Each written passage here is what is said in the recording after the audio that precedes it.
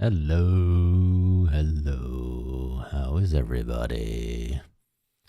Sorry, it took a little bit. Okay, I'll be honest here. I was like, okay, I'll start stream. I'll just let it run for a little bit while I go use the restroom, grab some water, and I'll just take it easy. And then, after the 3-minute ad break at the beginning's done, I'll come on back. It'll all be done. It'll be easy. Easy peasy lemon squeezy. I may have gotten distracted for the past 10 minutes because I was browsing through TikTok while I was waiting. And have you ever seen those random TikTok slideshows where they'll be like, "Oh, here's just like random pages of a manga or manhwa, and there's like maybe like 5 to 7 pages. It's enough to give you like a little tease, and then there's like thousands of these channels, and sometimes they put the name in the comments, sometimes they don't." And I'm just scrolling through going like, all right, okay, this looks kind of interesting. And then I went on a bit of a rabbit hole trying to find the image through Google image search because there was no comments that actually gave me the name. Tracked it down, scroll through my like different sites where I can read manga, and then I may have spent the last 10 minutes just like reading the first chapter of that. So yeah, that's why I'm late. Hi, Robin. How are you? But yeah, hope everyone's doing well. I think I've just been like searching for something new to read, both in like books and in both in books and manga. It's just I've been waiting. I've been looking. Was the roguelikes that? I'll get to it. I'll get to it eventually. Like maybe an hour again. Nah, today is a ABYSSUS stream. I do plan on starting soon because this is a sponsored stream. And what it is, it's a new roguelike shooter that just came out very recently. The company Daredrop was kind enough to give us a code, as well as if I pass certain milestones, which let me double check. I believe I need to beat the first boss. I need to I think it said like kill an elite with a melee attack, and then let's see what else. What was the last one? It might have been kill the first boss and the second boss, but basically whenever we hit those milestones, we get little codes and little rewards thanks to Daredrop. In this particular case, if we beat all 3 goals, we get 3 game codes that I can then give out to you guys. So yay, everybody wins. I get to try a new game. You guys potentially get free games. Let's fucking go. Sorry to hear that, Robin, but hey, I'm glad you're doing all right. But yeah, hope you're doing well, Andy. Welcome on in. I believe the 3 codes that are available is the new Ninja Gaiden platformer. We have a code for ABYSSUS itself, and then a code for a game called Cross Blitz, which I'm not super tuned in on what that is, but you know what? It was available. It's there. We might as well take advantage of it. Might as well enjoy some freebies. But yeah, so hopefully if we hit all those goals on the stream tonight, I'll be giving those away at a later point in probably like Wednesday or Friday stream. Wait, no, Wednesday is movie night. Never mind. As a reminder, we're watching Freerin in Discord this Wednesday, which means there'll be no stream on Wednesday. Hi, Alex. How are you? But yeah.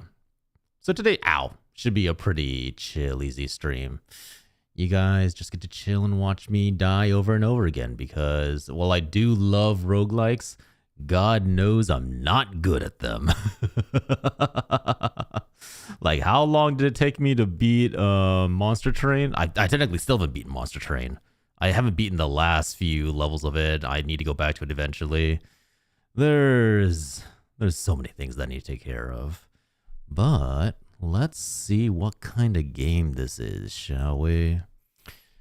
You know, the funny thing is, like, I don't have, like, the exact phobia for it. like the phobia of being like underwater or like scared of like deep water. But for whatever reason, I keep playing water-based games between Subnautica, BioShock, this game, ABYSSUS, which is apparently about like deep sea divers finding like an underground temple. Really questioning my sanity, huh? Just watching Adventure Time again, having it, watching it completely through for the first time. Is this gonna get me canceled? I tried like 2 or 3 episodes of Adventure Time and I just could not get into it. I don't know what it's about the game. I don't know what it is about it. I don't think the humor jives with me. It feels so scattered. Whenever I watch like Adventure Time, it feels like it's just like a scattering of bits and humor that I just cannot get into it. It does not feel like my style of humor. And I don't know if that's just me or if that's a new generation thing, but the bits are a little too abstract for me. No, I'm talking about the show. I'm talking about the show. Like, I just could not get into the show. Over and over again, I don't care how, when, or where. I don't... I'm unfamiliar with what part of Epic that is. That's kind of the point, but I get the sentiment. It's ADHD the anime. I'm not gonna lie. Is that enjoyable? Like, is it enjoyable? Like, if it feels like the plot's all over the place? Because if so, I mean, I kind of get it. I mean, I get where that would be interesting with like the newer generation having shorter attention spans, and you want to have like something constantly, like you constantly want like bits and punchlines to keep going. But doesn't that just get? Don't you just kind of get like lost? Like, doesn't it kind of just trail off? Let's see. Sorry, I just got a random work message. Okay, but a lot of the show sometimes gets more understandable. But the problem is, like, if you have to work your way through a show for it to get good, is that show actually good? Right? Like, maybe this is just a me opinion, but I feel like if it, like, whenever people tell me, oh, like, don't worry, just get through season 1, season 2 is so much better. Like, I can understand, like, give me, if it's going to be like an hour or 2 investment, if they're saying like, hey, the pilot episode's really, really bad, but the second episode is really good, then I'll be like, you know what? I'll give it a shot. But if it has to take to the point where I'm like, okay, don't worry, jump into the show. First season's going to suck, but the second season's really going to draw you in. I'm like, that's a lot of time invested on my end, and I don't know if it's worth it. Like, I feel like there's so many times people have tried to sell me on like a show or an anime or a game where they're like, yeah, don't worry. The beginning's rough. The beginning's really rough. But if you keep going, it'll be worth it. It's a part in the last song, Would You Fall in Love with Me Again? Ah, gotcha. One Piece gets very long in the later seasons, especially in the season right after the underwater prison. Yeah, see, that's why I couldn't get into One Piece, because for me, like, sure, it's I get like it's this like long saga, and honestly what I read from the manga was really intriguing. But people are like, oh, don't worry, once you get through like the 15 seasons of filler of One Piece, that's when the animation starts getting really good. That's when it starts getting really beautiful. And I'm like, that's great. I still have to spend multiple, like hundreds of hours making my way through 15 seasons of anime. Shows get a 3-episode watch, and if that doesn't grab me, then I'm not going to waste my time. Yeah, pretty much that's the same for me. Like, really, if the show fails to grab me by like the first or second episode, I'm usually out. With books, it's even shorter for books for me. Like, if the book doesn't capture my attention by the second or third chapter, I'm usually done. I'm just like moving on. And what the fuck?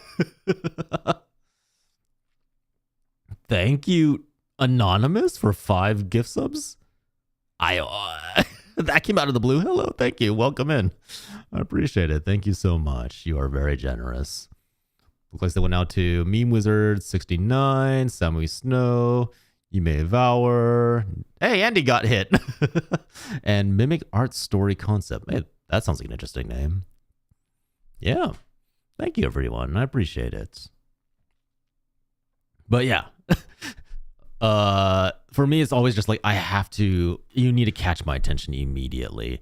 If you don't get me going, if you can't draw me in on the beginning premise, I can't. It's such a painful slog if I have to take more than an hour or two to get invested. I think that's why I feel like a lot of like big critically acclaimed games that people like to promote, like The Witcher 3, Cyberpunk, I feel like a lot of those games where they try so hard to say that, oh yeah, like the middle and the ending are beautiful, but the beginning is a bit of a slog. That's a little too much. Like I need a good hook. If I don't get the good hook, then I'm not gonna get invested. This is why I hate the Wheel of Time series, and I generally can't fathom why it's popular. I will say, I actually was talking about this with Starry. The Wheel of Time series the show is infinitely more digestible than the books. And the books are probably some of the driest, most dull reading in fantasy that I've ever done.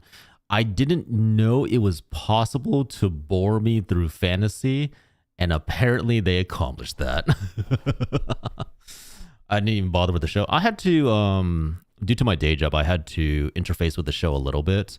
And honestly, it's intriguing enough. They did a good job of turning very, very dry, boring writing into something that fits the modern palette. That being said, it's still not, I still wouldn't rank it like higher than maybe like a 7 out of 10, maybe a 6 out of 10. It's an okay show, but I feel like the writing itself is still flawed. I actually love Disney's live action series called Once Upon a Time.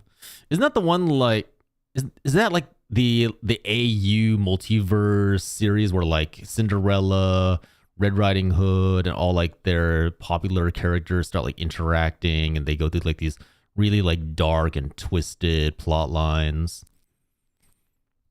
But back on the subject of like movies and books, it's actually why I say like Lord of the Rings, as much as I love it, is a horrible adaptation of the books, because the books are actually like, the books have a lot of lore and side characters and all these like,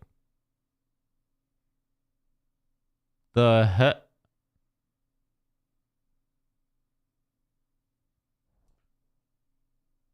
What the hell was that? What the bloody devil was? What? What was that? Did you guys hear that? Oh, it's the throne alert. Oh my god. I was so confused. I don't think I've ever heard that live. Wait, who was that? Who the devil? Not who the fuck is anonymous? Who is out here being generous and not letting me thank them? Review yourself so that I can say thank you, but thank you, anonymous, whoever you are. Appreciate the support. I think that was for the, oh no, I think that was for the Bean Boozled jelly beans, the ones that like you eat it and it might either be like puke, or it might be chocolate, or it might be like spiders or custard. Okay, so I guess that's going to be happening for our next subathon. No, here's the thing. So don't get me wrong. Lord of the Rings, I love the movies. I think the movies are beautiful, gorgeous, and probably some of the best movies that you can rewatch again and again and again and love it every time. But as adaptations to the book, they're actually not really good. There's a lot, like they cut out maybe 25 to 50% of the actual book, which admittedly makes sense because if you actually tried to put all the books into movies, you'd probably have like a good 9 to 10 movies, each one like 2 to 3 hours long. But the thing is, they took books that are normally pretty hard to read, because if you've read The Two Towers, half of that book is just genealogy. It's just people going like, Durin, son of Dune, son of Olgar, son of Holmes, son of this, fought, King Rodolph, son of Helm, son of Lodor, son of Teams. Like, it's just like a long reciting of genealogy that really doesn't give anything to the plot. It's mostly for like lore. If you like, if you recognize names, then you kind of dive into that. But by cutting all that out, you get this timeless classic that really sells you on the fantasy world that has been crafted by Tolkien and lets you immerse yourself in it without dealing with what a lot of people would consider fluff and extraneous information that they don't care about, right? Like, no, for most people, they don't care that Thorin is the son of Thane, son of Thon. They just care Thorin is the king of the mountain down under. He's going to kill the dragon and bring back the dwarven homeland. So as adaptations of the books, they're pretty bad. As movies that capture the spirit and bring together the fantasy of Tolkien, they're amazing. Hey, Jonathan, you watch Venture Bros yet? No, I'll be honest. I promise I'll watch it. See, no, I don't think my wifey would be into it, so I'll probably watch it on my own time. But I have to find out where it's streaming to. I don't know where I'm going to be able to stream it. I assume I'm going to have to like go to some sketchy website where I have to play through this third-party downloader that is made in China and no one recognizes. But I promise you I'll eventually get there. No, I don't mind you asking, because I am genuinely interested in the show. I do genuinely want to give it a shot. To be fair, most of what they cut out was songs in Elvish and that bastard in the Yellow Boots.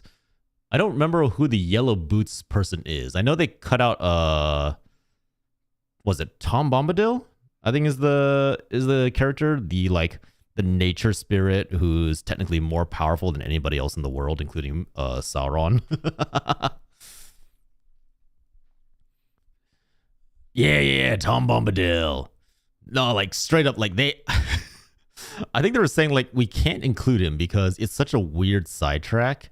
And B, if he's in there, he's literally like the one person that the ring has no control over. He just enjoys life so much that it also makes him like the most powerful entity in that world, from what I remember. I don't know if my lore there is accurate, but that's from vaguely what I remember.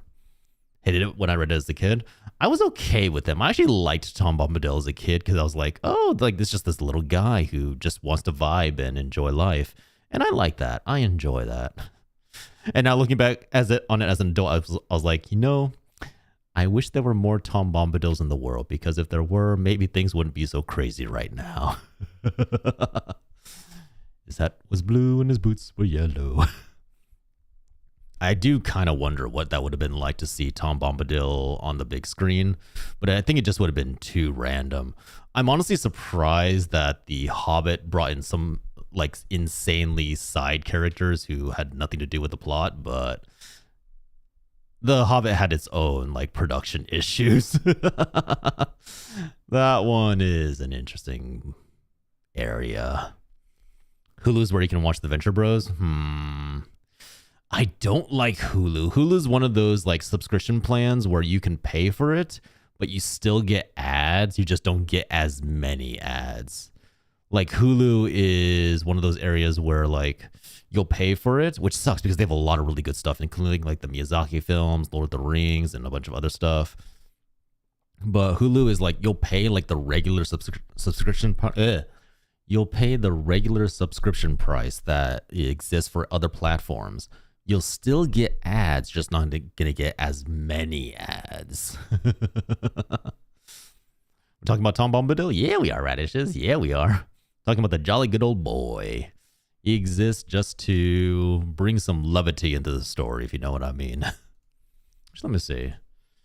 Tom Bombadil. It really does suck because a lot of like really good animations on Hulu as well, and there's so much that I would love to watch on there. It's not worth it to pay for Hulu.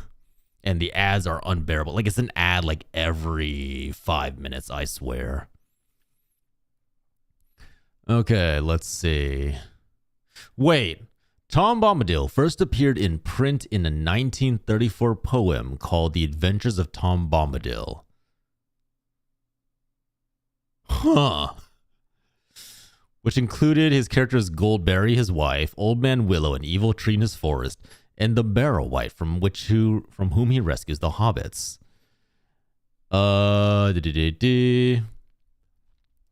The meme of the elf lady saying, I feel like we no longer belong in this world, and Legolas going, we don't even belong in this book. I saw that meme and it's beautiful. What are we doing now? Just chatting right now. We're going to jump into ABYSSUS pretty soon. Let's see. As someone who approached Lord of the Rings from the movies, I found him very jarring, but he really grows on you. Oh, that's interesting. I feel like Radish is you're one of the few I know who actually like came at it from the movie side.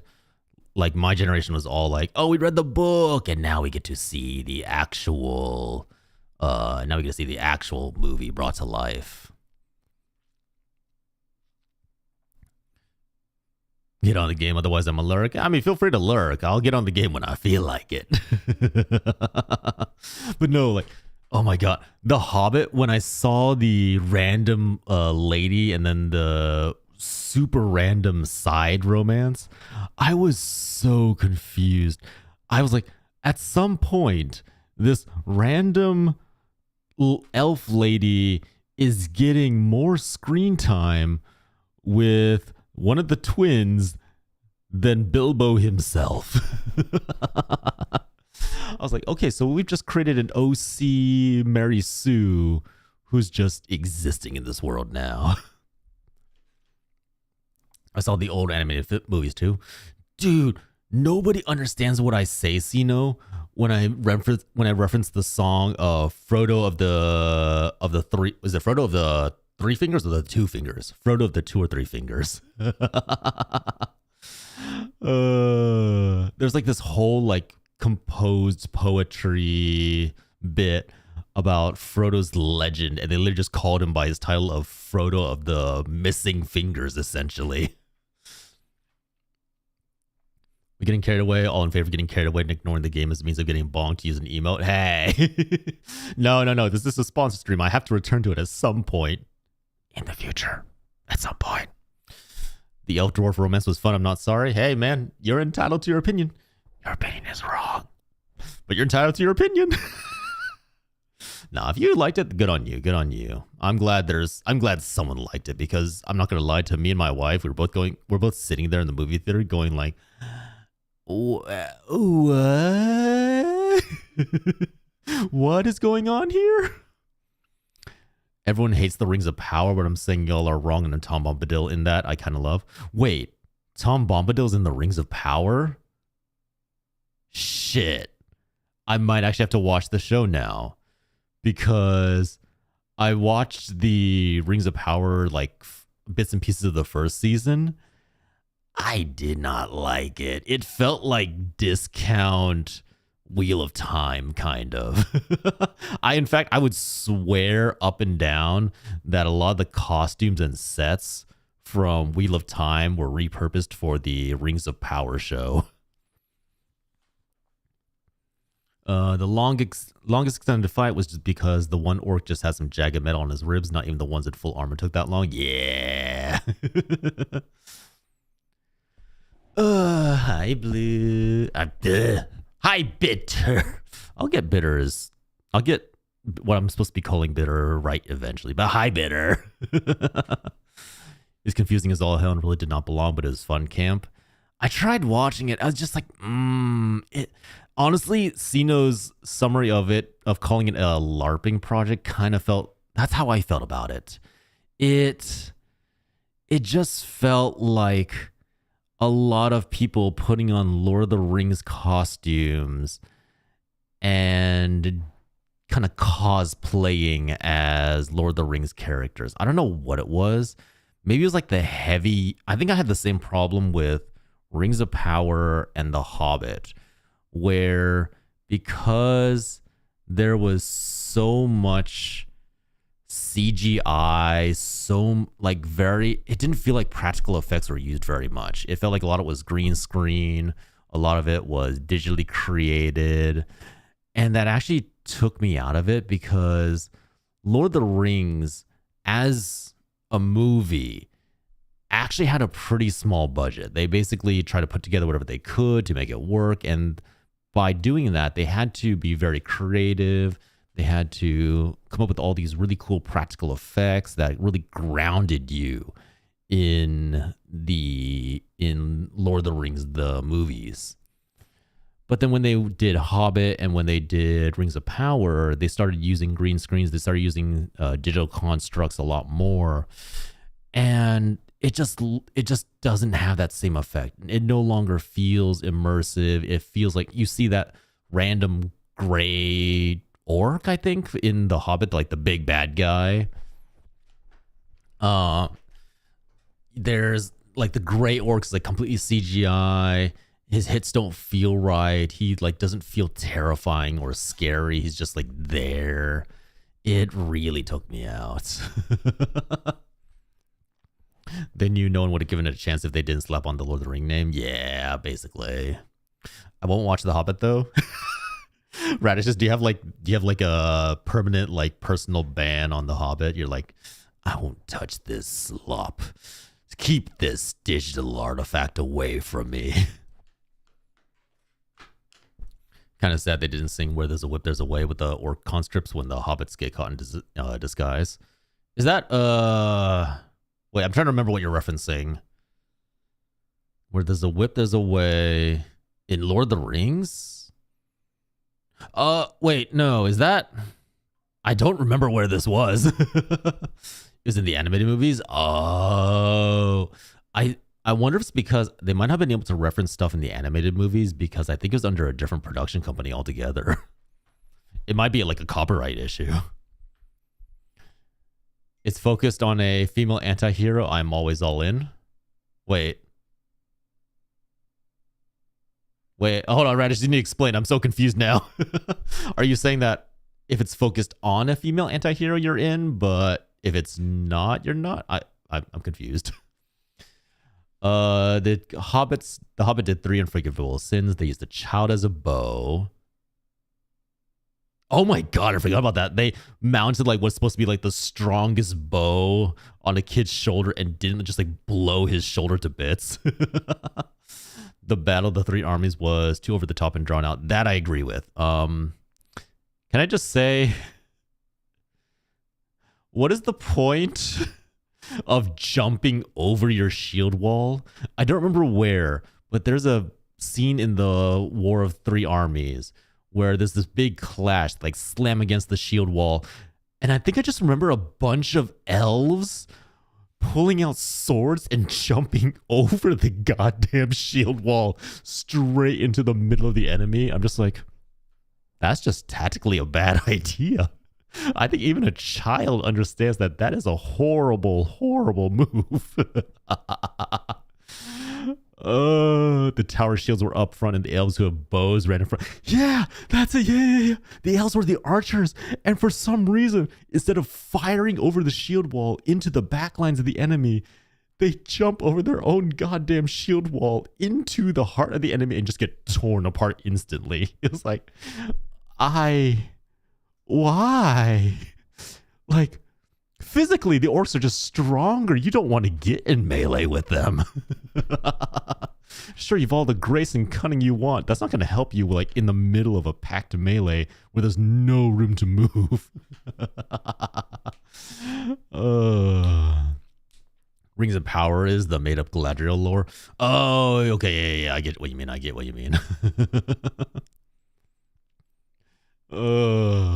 It gave me WoW PTSD. It really did. It was basically like, yeah, like your DPS says, screw the tank. I don't need the tank. I'm running in. All in, baby. I think that wasn't like the only bad strategical choice, but it's definitely like the one that stood out in my brain the most, where I was just sitting there going like, what fool of a commander made that order? The Warcraft movies were some so bad. Here's the thing, right? But like, we loved the Warcraft movies back in the day. Like, as shitty as of a company as they have become now, there was a time. Oh wait, no, we're talking about the Warcraft live action shit. Never mind. I thought you were referencing the animated CGI movies, the ones they did for like trailers or for like the cutscenes in the game. No. Okay, no, sorry. Yeah, the live action movie was horrible. That was disgustingly bad. That you could have slapped anything. You could have called that Orcs versus Humans, and it would have the exact same impact. No. Okay, yeah. I thought you were throwing shade on the in-game cinematics. I was like, damn, I've never heard anyone come for those before. Like nothing else. Those are good.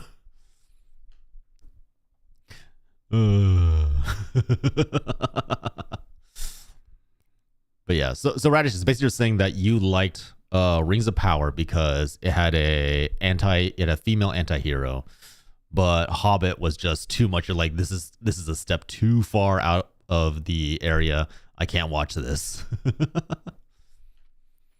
I did like how flagrant of a villain Gul'dan was in an era when villains were always misunderstood. No, I need all, dude. Okay, yeah. I will say the only good characters that I liked in the WoW movie was basically Gul'dan, because it's like, oh, he's not like misunderstood. He's not like doing this for the betterment of his race. Nah, this man's straight up evil. He cares about nothing but himself. He's just in it for power. He's like, oh, what's this? You're opposing me? Die.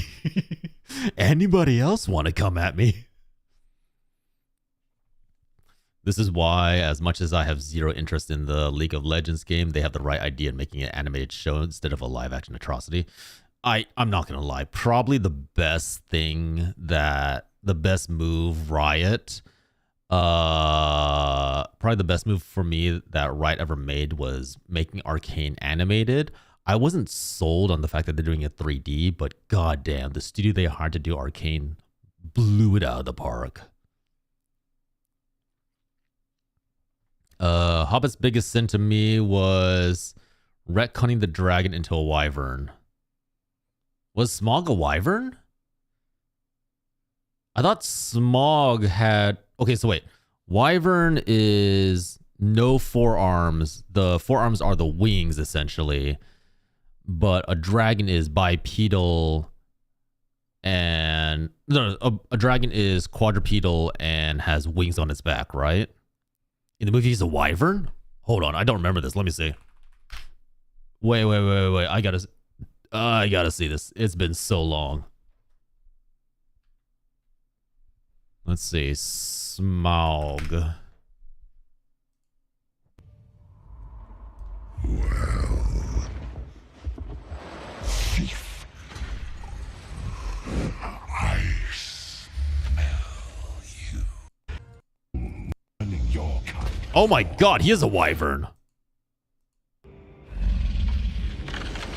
You seem familiar. That's... Okay, hold on. I gotta look up the actual definition for this. Wyvern. Definition versus dragon. Sure, let's just trust Google. Reddit's not a great one. Christopher can't. You know what? Fine. A dragon has 4 legs and a separate pair of wings. A drake has the 4 legs of a dragon, but no wings. A wyvern has the back 2 legs and wings of a dragon, but no front legs. A worm has no legs and no wings, like a massive snake.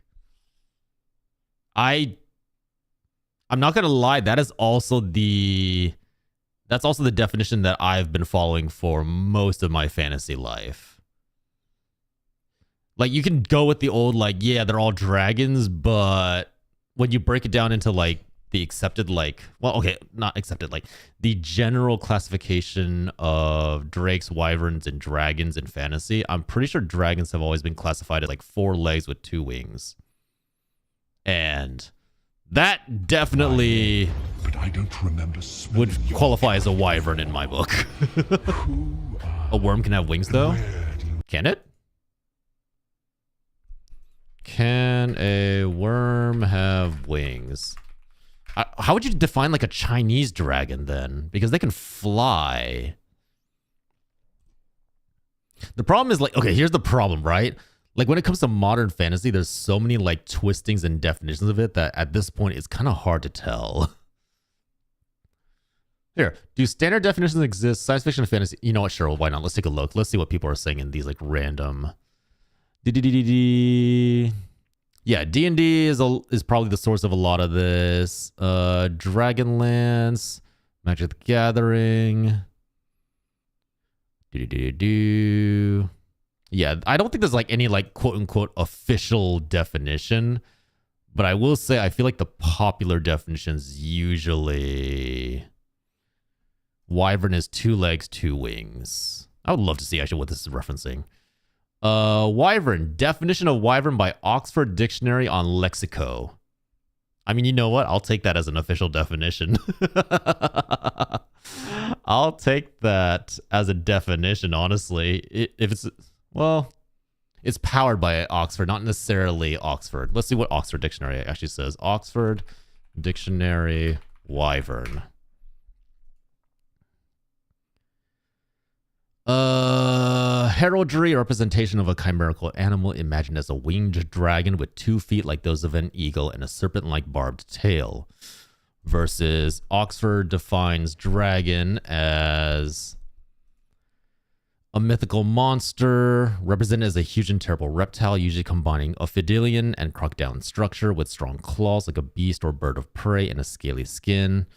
Doesn't have a definition on how many legs.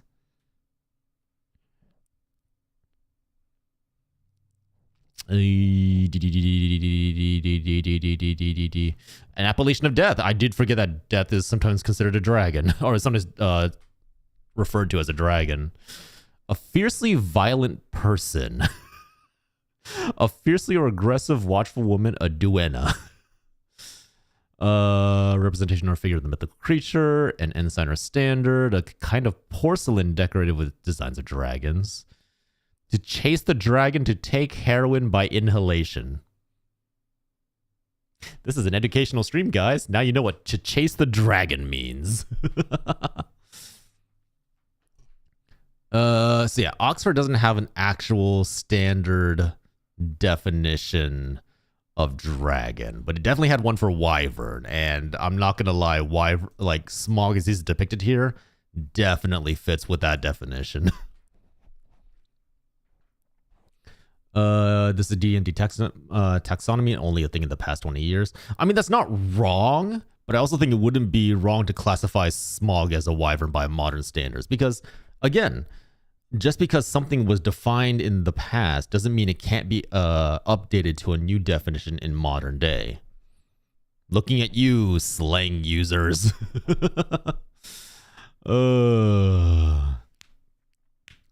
As a casual fan of the Lord of the Rings movies, and I still haven't read all the books, Rings of Power let me dip my toes into the whole lore and made me want to know more. If that's the case, Radishes, that's perfectly fine. If that's the case, then you are perfectly valid for liking the Rings of Power for that very reason. If nothing else, then it got you into the whole thing. And that's totally acceptable. A worm can have wings. The dragon kin, but not dragon. A dragon has 4 legs, 2 wings. A lung dragon. Wyvern has 2 wings, 2 legs. Asian dragons are classified as lungs. Oh, yes, that is right. I forgot about that. Japanese or Chinese dragons are worms. But yeah, like I get where you're coming from, Saga, but I also do think that the modern definition of dragons in fantasy is definitely, like, Smog would fit the definition of a wyvern. Tolkien's original depiction was for 4 legs, 2 wings. Yeah, I do remember that. Like, because I think like in every illustrated art of The Hobbit, because there's a lot of like different illustrations for it. Every single one portrays Smog with 4 legs, 2 wings. Peter Jackson made Smog wrong. To be fair, that might not have been on Peter Jackson, considering he was brought in pretty late on production, from what I understand.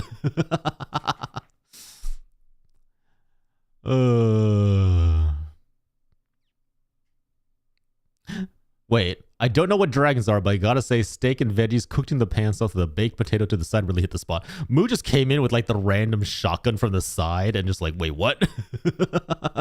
What? In the terms of that movie, he's not a dragon by Tolkien standards. Yeah.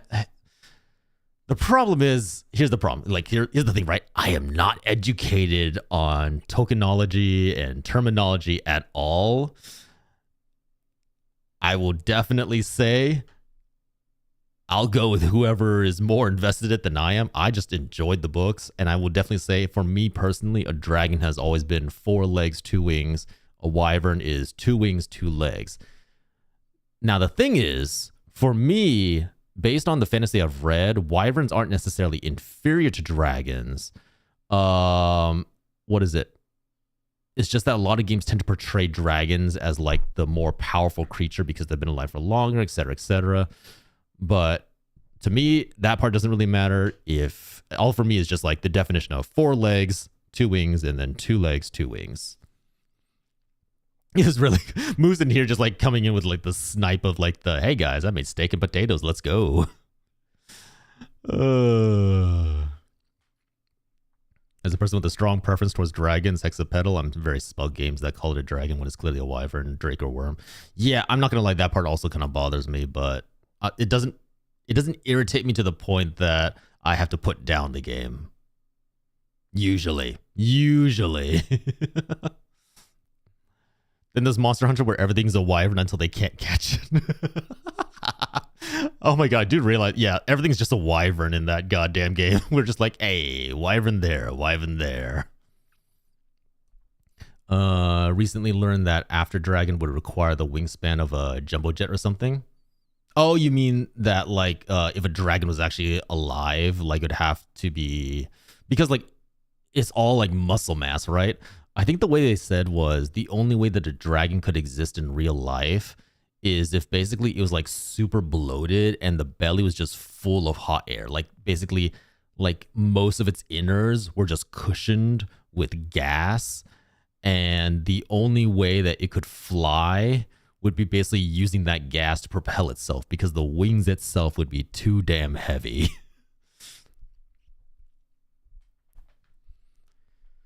Here's the facts. In his words, dragons have 4 legs. He's calling these dragons in the book, so in turns they should have 4 legs. I'm kind of like, I'm not going to kill someone over the definition, but I do get like where both sides are coming from. Like it's like, again, we're discussing a fictional creature in the end, right? So however people tend to define it, that's up to them. But for me, I've always just gone by the 4 legs, 2 wings is a dragon, 2 wings, 2 legs is a wyvern. No legs, no wings is a, what do you call it? Is a worm. What's really confusing about this conversation is that dragon is a classification of creature, but also the name of a specific type of that same class. Oh, really? I guess that's fair, yeah. Elder Dragon means we can't capture it. That in Vitalis ends everything. I love how they're trying to like just stretch the definition of Elder Dragon. Isn't a Kirin technically an Elder Dragon, Sino? The dragons from Reign of Fire are the most biologically accurate. Reign of Fire. That sounds familiar. Reign of Fire. Oh my god, I forgot about this movie. Wasn't there like this weird thing where dragons were like in modern day? Oh my god, I don't remember. I remember watching this. I just don't remember. See, for me, by my definition, that would be a wyvern because the 4 legs are wings. Eh. Y'all should get into real classification of animals. It's really fun like this too. Dude, radishes. You know what gets really chaotic? When people try to define classification of dinosaurs. That is when things get really, really fucking insane. When people try to classify dinosaurs and they get into the whole thing where like, oh, like dinosaurs used to look like this, used to look like this. No, this was disproved. This was disproved. But that logical is a chicken, a wyvern.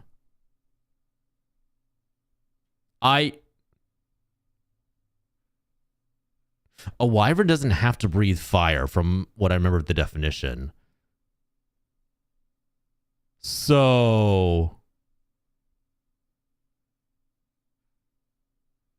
yeah, technically wyvern would be a chicken. Right? Wait, I hate this thought. I hate this question. You know, I'm very curious. Just out of curiosity, what does Google say? Is a chicken a wyvern? No. Google's too serious. They're not going to accept wyvern as a dragon. I legit just said that. I just saw your comment on that, Radish. Just my bad. Yeah, Kieran's and Monhunt are elders. That's a horse. Kieran is a goddamn horse. Fucking elder dragon, nothing. Dragon, and wyvern dragon, and worm dragon, and dragon. Oh, like all the different classifications. Yeah. Hunter Hero and like freaking Moo just coming in with like the complete random sidebars. Hi, Karn. Doesn't a dragon need to spit something at least? I mean, they can spit acid, ice, fire, what have you not. Hi, Karn. Welcome in, Raiders. We kind of devolved. Okay, look, I was supposed to be playing a roguelike game. We kind of devolved into a now discussion on like what is the correct definition of a dragon, and things are on fire quite literally. Hi, Egg. This is not how I greet you. Wait, how do you greet me? How are you, Karn? How was Street Fighter 6? Are you playing competitively again? Ow. I do remember you were like on a competitive binge for a little bit. Not always some just bite. Yeah, from my usual definition of wyvern is I don't think they breathe fire except in certain like fantasy. Put a good video on the entomology and evolution of dragons. Okay, sure, I'll check it out later. This is why wyverns taste like chicken. Oh my god. Oh my god. I did appreciate D&D naming that between true dragon and dragonkin types. Yes. There's like true dragons and then you have like dragon type beasts. Used to de-stress after some hell clock. I'm definitely a bit rusty, but yeah, no, probably not just sort of casual. No, that's fair. That's totally fair. Dragons by definition are delicious. I'm okay with that definition. Sweet, concise, accurate, probably vague. What? But Karn, thank you for rating in. If you want to hang around and join the discussion on what the fuck is a dragon, please feel free to. Other than that, if you need to do your after stream care, that goes for your raiders as well. Get yourself some food, some water, take care of yourselves, get some relaxation. So I get where Saga's coming from. Like, there's like this whole like definition of like, hey, dragons are supposed to be this. But I think I do feel like the modern definition has evolved into how most people in chat are saying it right now. And yeah, no worries. Yeah, like Saga, if I thought someone was actually upset about this, I would probably have moved on from the topic by now. But at this point, it's just something fun. Dragons equals daddies. What? Are we counting Komodos or like actual dragons? Like, Komodo's technically a dragon, right? A Komodo would be a drake, I think, right? No wings, 4 legs. Wait. I need to revisit this. Dragon daddy. Egg, I need to explain that. The whole debate of what is a dragon is the same fight as what quantifies a sandwich. Oh, God. Oh, man. Don't even get me started on defining. No. Try and define what is a hot dog. Then things are going to get crazy. Not even sandwiches. Sandwiches can go like different ways. Try and define a hot dog. Komodo is a toxic bacteria drake. Yeah, there we go, right? Poison plus necromancy. It bites you. You get infected just by the fact that its mouth is so filthy. Melissa, when'd you get here? Oh my god, is that a Melissa Tiefling reference? Hey, look, she wants to sleep with the dragons, not necessarily call them mommy or daddy. So you know how when you see something so beautiful, you just go daddy or mommy, or however you see them, that's dragons. I take it back. Egg might want to sleep with the dragons. You know what? Maybe that is an accurate reference. Is a Pop-Tart a sandwich? Is a Pop-Tart a calzone? Why isn't a calzone a tart? I have 3 different conversations going on right now that I'm trying to keep track of.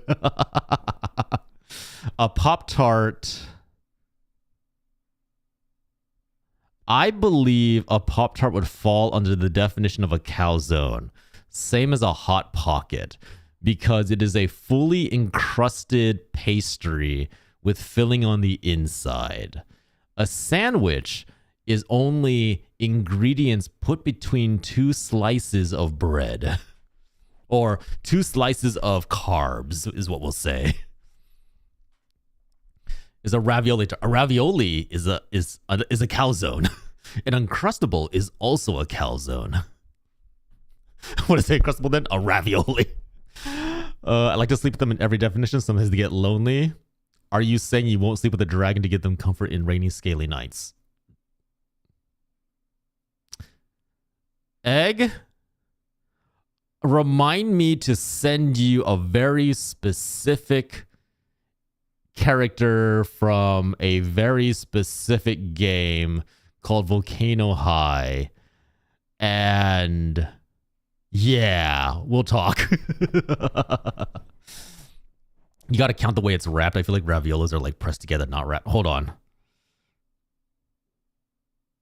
This is a fair point. Okay, hold on. Okay. That actually could be a very clear definition. With the ravioli, you have 2 different pastries that are pushed together and sealed. But a calzone is usually just the dough is wrapped around the filling and then baked. Huh. So an Uncrustable would be a ravioli. Shit. Was a Volcano High a live act? No, Volcano High is a scaly slice of life visual novel with some aspects of romance. Although there might be a different Volcano High out there. A live action high school fighting show that had rappers VA the what? What? Wait, okay, so hold on. Okay, so here let me make clear my definitions. A sandwich is you have 2 pieces of carbs and the sandwiches are put in between. The sandwiches or fillings are in between. So a PB&J is still a sandwich. A ravioli is when you have the 2 pieces of starch pressed together to make a perfect seal with the filling on the inside. So a ravioli, an Uncrustable, by that definition, what else would fit under this? I guess some pastries would also fit underneath that. And then a calzone, a ravioli is a dumpling. Technically, yes, that a ravioli. Oh god. Oh god. Okay, you know what? Fine, I'll allow that. A ravioli is a dumpling, or rather, a dumpling is a ravioli. A dumpling is a ravioli. An egg roll. An egg roll is a burrito.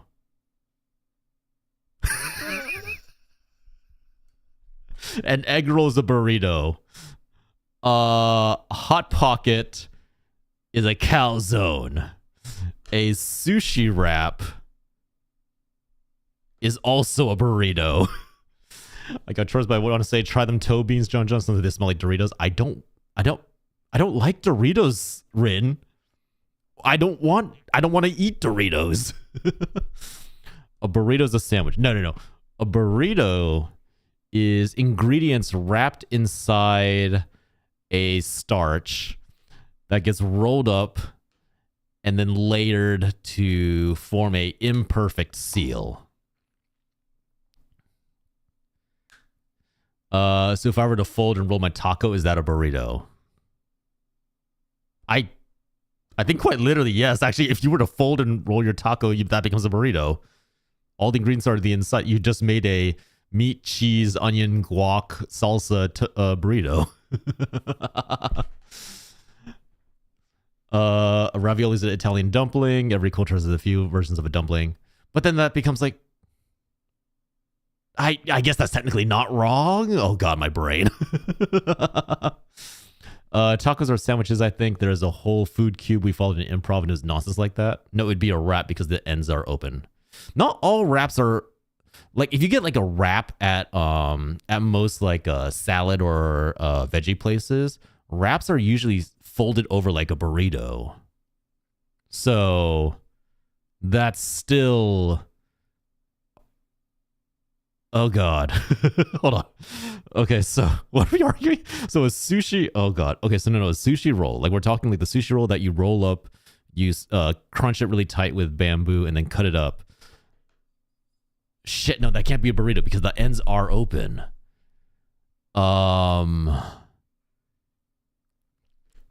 So if I rolled somebody and wrapped them in some form of starchy thing, they technically are a burrito, so I can eat them. Egg, we've already established that you can eat people. Both sexually and physically. You can eat people. This is not an issue. I'm going to DM you a link to a cube rule. Oh God. Why? Why? Wait, what is this? Chromatari High School. Oh, I know what you're talking about now. Got it. But wait, okay, so. All right, so. Sandwiches are okay. Running it back. Sandwiches are 2 pieces of starch with ingredients in between, imperfectly sealed. There's no seal whatsoever. A ravioli, or technically a dumpling, is ingredients inside a wrap that's been perfectly sealed to form an airtight seal. The burrito is ingredients inside a starch that's been folded over and rolled to form an imperfect seal. What does that make a sushi roll?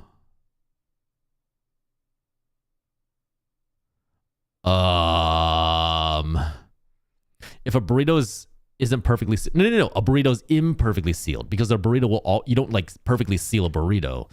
There's always like air that can get inside. So therefore, a burrito is a wrap that has the ability to let air in. But a sushi roll, you don't seal the ends of a sushi roll. Even for like when you're making like sushi rolls or when you're making kimbap, you don't seal the ends. So a sushi roll is not a burrito. It's something else now. I'm not sure what this has to do with the Lord of the Rings. What is lembas bread? Lembas bread is just bread. It's just bread. And a dragon, by having fire inside of it, is technically a burrito because it's no. A dragon is the same thing as a sushi roll. We need to figure out what a sushi roll is, and then we can define what a dragon is, because a dragon has openings on both ends with filling on the inside. So a dragon is a sushi roll. Yes, a dragon is a sushi roll. Human beings are sushi rolls. Oh, well, I guess half of us technically have another hole, so you know you're a weird kind of sushi roll, but we're wrapping dragons and wyverns to eat them burrito style. I yes. If lembas bread could fill a man with a bite, does that mean it's made of sensu beans? Essentially, yes, right? That's basically just the Dragon Ball took Limbus Bread just made senzu beans. Humans can be prepared in many ways. This is true, but in their base form, a human is a sushi roll because you have a whole bunch of different ingredients inside a singular wrap, your skin, with 2 openings on either side. Hole like connecting hole? Yes. Yes, the hole needs to somehow connect. If it diverges, you no longer have a sushi roll. You now have a... If the hole diverges, what is that? Is that just lotus root? Every human has 1 hole. Wait, hole like connecting hole. Wait. Check DM and show the cube roll. All right, fine. Let me see what this is. Oh my god, 10 messages? Oh, I know what this is. No. Wait. Okay, we'll dive into this afterwards. Hold on. When does a pizza become a lasagna?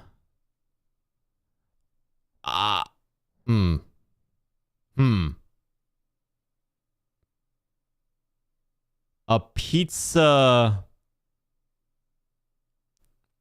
toast. Wait. Okay, so toast is starch with ingredients on top. That would... Doesn't that mean that most rice dishes are also toast then? Just scroll down, you'll see. I'm waiting for the ad break to finish because we're still like in a 1 minute 30-second ad break. So... Doesn't that mean like most donburi, like chicken donburi, katsu donburi, doesn't that mean that they're now toast because you have the starch on the bottom and the ingredients on the top? So most Asian dishes are now toast.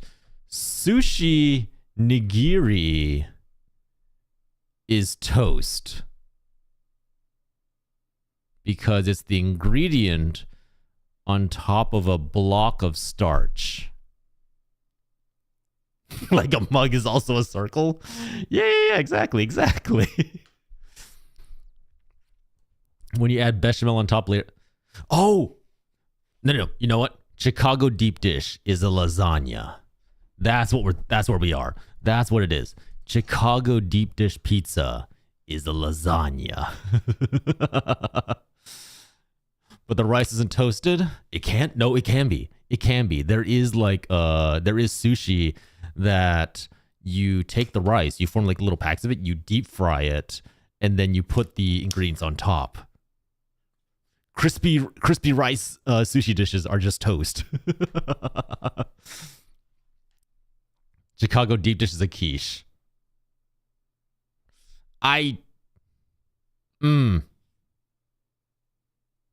But it's a quiche, not a lasagna. or does it?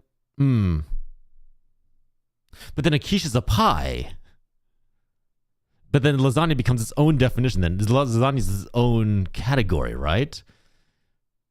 So then a quiche is just a pie, and because pie has a crust on the top.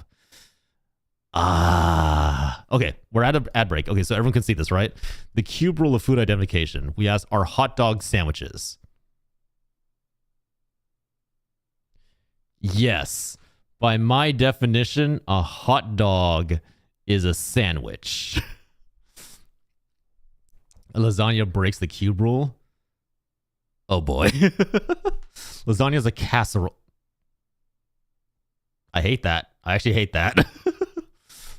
Actual egg in the dish, not an egg make thing, and then put in the dish. So wouldn't a quiche just be an egg pie then? All pizzas are a pie. Okay, that's not wrong. Hot dog is a taco. No, we're not going into. No. A hot dog is a sandwich because a taco is also a sandwich. What is a corn dog? A corn dog is, by my definition, is technically a calzone. By our definition, a corn dog is a calzone. Taco is a sandwich. It's not too different. Oh shit. But hot dog bread is sliced almost to the point that it breaks. Therefore, doesn't that make it a sandwich? Yeah, all sides covered is a calzone. Which, by the way, is Korean corn dogs blow American corn dogs out of the water. Like, if you have never experienced a Korean corn dog and all you've been living on is American corn dogs, go try a Korean corn dog. You will never, ever want a American corn dog ever again. If it breaks, it becomes a sandwich. So a hot dog can be both a sandwich and a taco, because there's definitely hot dogs that get served in 2 pieces. So therefore, it's now a sandwich. Please don't open a restaurant. I feel like if I said, may I have a taco, you'll give me a sandwich, and I'll have PTSD war flashbacks at this stream. No, it'll be fine. I'll give you, if you ask me for a taco, I'll give you one of those like chocolate tacos with like the ice cream, the drizzles, the sprinkles, and everything. Classic sandwiches: a grilled cheese, a Reuben, a PB&J, a hot dog, and my sandwich. New York said yes. Do the Korean ones also come with deep fried Oreos and pickles? You know, if you ask them to, they probably will do that for you. So, you know, I kid you not, Koreans are very, very experimental with the toppings they can put on their Americanized food. Have you had the Korean corn dog covered in French fries? Oh, you mean like the little like potato cubes? Yeah. That's really popular. New York, sandwiches are generally subject to sales tax. This bulletin explains what is considered as sandwiches. Hot dogs and sausages on buns, rolls, etc. are underneath the legal definition of a sandwich for New York. Why do so many of them put raw shredded onions on all their stuff? I don't like... Ow. It's not about the raw shredded onions for me. I prefer like caramelized onions on my hot dog. That is good. Okay, listen, the sandwich discourse played out. We need to have a new discussion. Pop-Tarts are kind of ravioli. We talked about this. Well, actually, no, that does fit. Because the Pop-Tart is put together. It's not actually like baked as one pastry. I think it isn't. I think it's like 2 bits of dough that are basically pushed together and then baked. Ravioli are kind of popped. Okay, no, we're not doing that. We're not doing that one. Okay, so here's the alignment chart. Structure purist. A sandwich must have a classic sandwich shape. 2 pieces of bread, baked product with toppings in between. Sauerkraut's amazing on a hot dog. I will always get sauerkraut on a hot dog. There's a street food in Korea where I live that was like a reverse corn dog. It was a gooey rice cake. Tteokbokki. You're talking about the tteokbokki saga. Wrapped in minced meat and coated in a chili sauce. Okay, that's a very fancy tteokbokki, but yeah, usually tteokbokki is just served as like the rice cake. You just dip it, you put it on a skewer with like hot dogs, some kind of potato, and then you dip the whole skewer in tteokbokki sauce, and then you eat that as a street food, and it's very, very popular. Like it's like a very classic like Korean street dish. Egg, thank you for the gift sub to Cena. Appreciate it. He likes his pretty face being oh right, you're right. Sorry. I forgot. Kimchi on a dog is best. Ooh, I have tried kimchi on a dog. I need to be in the mood for kimchi on a dog. You can't always be kimchi on a dog. I've had tteokbokki. This is different? Really? Korean rice cakes, most of them are just tteokbokki. Ingredient purist must have classic sandwich toppings, meat, cheese, lettuce, condiments. Okay. Ingredient neutral can contain a broader scope of savory ingredients. Ingredient rebel can contain literally any food products sandwiched together. Structure neutral. The container must be on either side of the toppings, but not necessarily 2 separate pieces. So therefore a hot dog. Structure rebel can contain any food enveloped in any way by containing food. Have you had kimchi stew with Japanese sausage, blessed, and then some tofu's and green onions, blessed, and then some Naruto and fish cakes? Not the Naruto, but the fish cake, yes. That we just call we call that army stew, or kimchi jjigae. Also very popular. Like there's a lot of places that just specialize in just kimchi jjigae. They basically take this giant pot full of kimchi jjigae stew, put it in front of you, and then you go to like little bars and buffets and you just grab all the ingredients that you want and come back and dump it all in. It's great. It's lovely. And at the end of it, you take a bunch of rice and you pour it into the tteokbokki stew, and then you mix that all up and you have fried rice, basically. It's really good. Okay. So hardline traditionalist, a BLT is a sandwich. Structural purist, ingredient neutral. A chip buddy is a sandwich. Okay, yeah. Structural purist, ingredient rebel. Ice cream between waffles is a sandwich. Okay, yeah, this still fits. This still fits. I eat that almost every other week. Yeah, no, same. Like the wifey and I are big fans of army stew. Structural neutral, ingredient purist. A sub is a sandwich. Okay. True neutral, a hot dog is a sandwich. Also, yeah, that is not a chip buddy. I don't know what the hell that is. An ice cream taco is a sandwich. I feel like we've defined taco as its own thing because it's a single piece of starch that is wrapped around the ingredients. But fine, we'll move on for that. A chicken wrap is a sandwich, according to the structural rebel ingredient purist. I feel like we've defined wraps and burritos as their own thing. It looks like the fries look way too pale. I don't know what they did to those fries. Is a gyro a sandwich or no? A gyro is a wrap. A burrito is a sandwich, according to the structural rebel ingredient neutral. Radical sandwich anarchy is a Pop-Tart is a sandwich.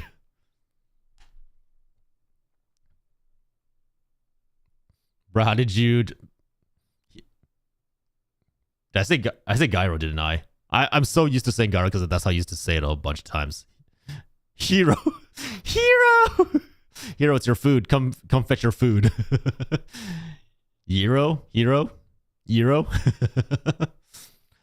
Only chaos ensued. Yeah, that's not a surprise. Then spoke the holy prophet Phosphatide. Are you unsatisfied with current debates? You try using the cube rule. Okay. The cube rule. The cube rule of food for identifying dishes based on starch locations. Toast is on the bottom. I pronounce it like Sino. Sino. Bye, Egg. Thanks for sticking along for so much. I appreciate it. Thank you for joining the discourse, and thank you for contributing to the discourse. Remind me to send you the scaly art I was talking about.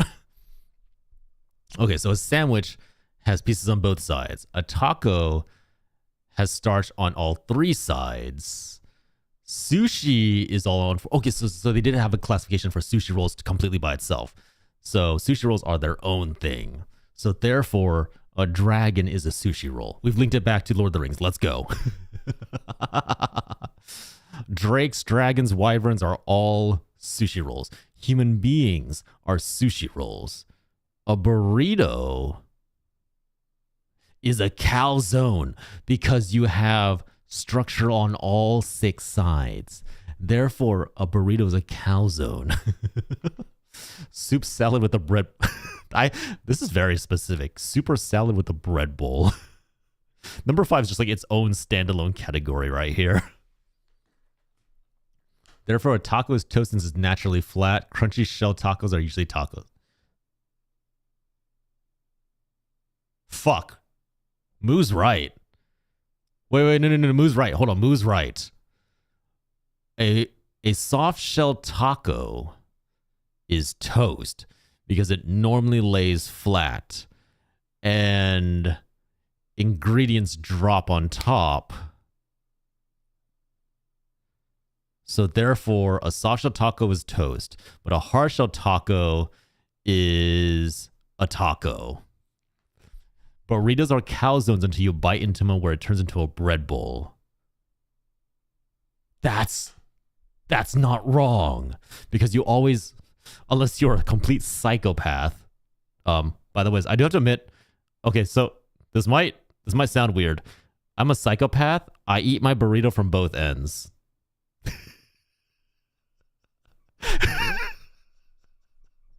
So I'll eat from one end of the burrito, right?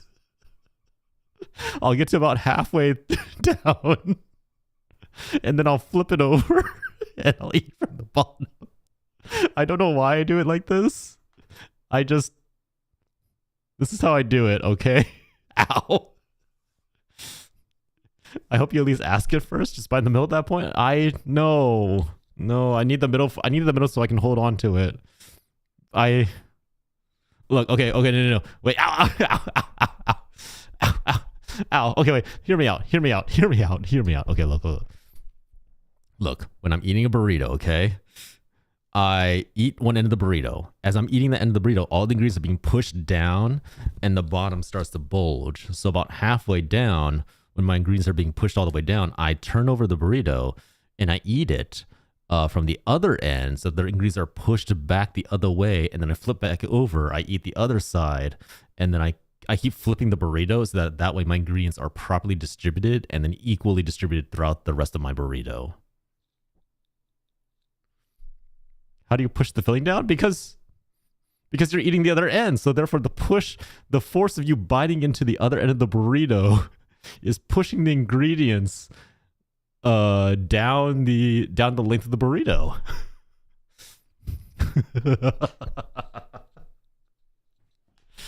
Has no one else experienced this?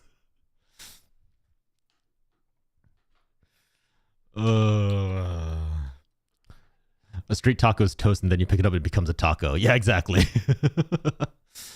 Have you watched Hank Green eating dehydrated burritos? No, I have not. That's a thing. Burritos are meant to get better as you go down. But by this way, if you do it this way, then your ingredients are equally distributed throughout the rest of the burrito. It's how you get to enjoy the burrito in its entirety instead of having like all of it like slowly getting packed into the end, and then it just like becomes like this big fat wad of ingredients that kind of overwhelms the starch of the burrito.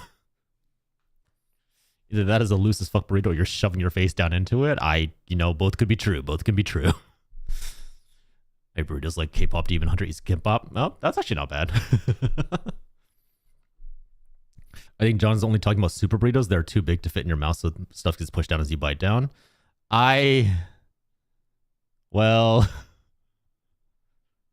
No, I eat all burritos this way. I have to be honest. Even though burritos that fit like perfectly in my mouth, I eat this way, like in one bite, like the tiny like middle-sized burritos. Yeah, I eat those the same way.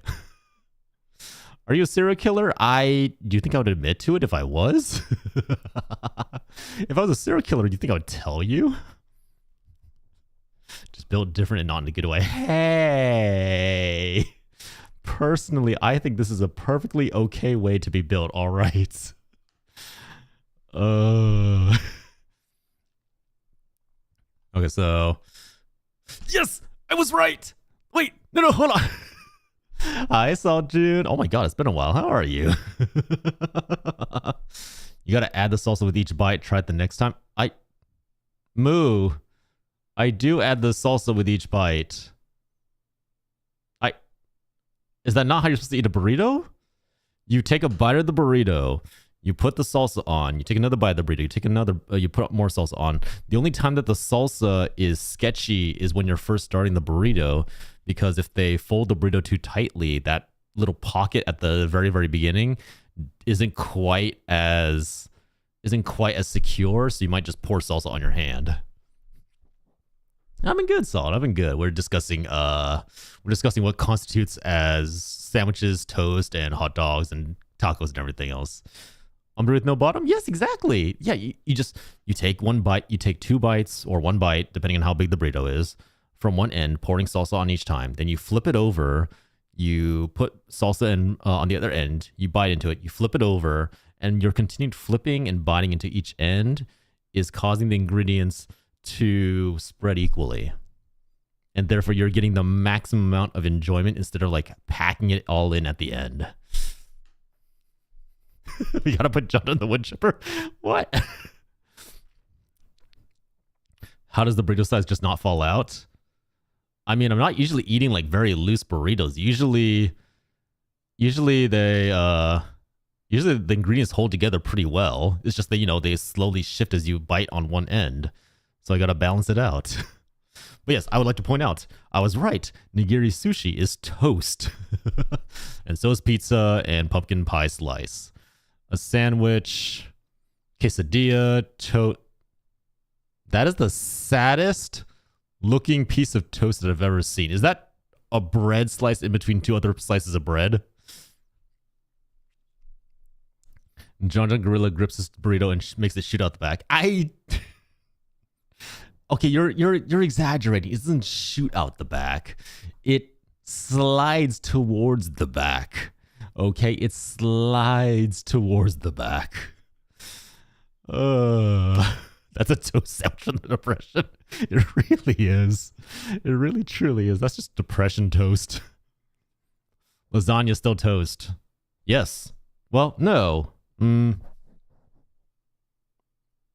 Is it? Because no. Hold on. No. Wait.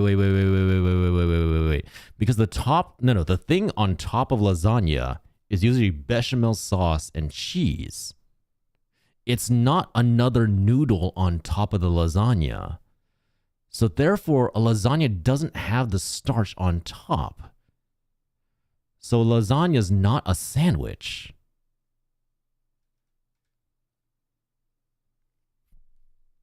Lasagna be stacked toast. Maybe. Yeah.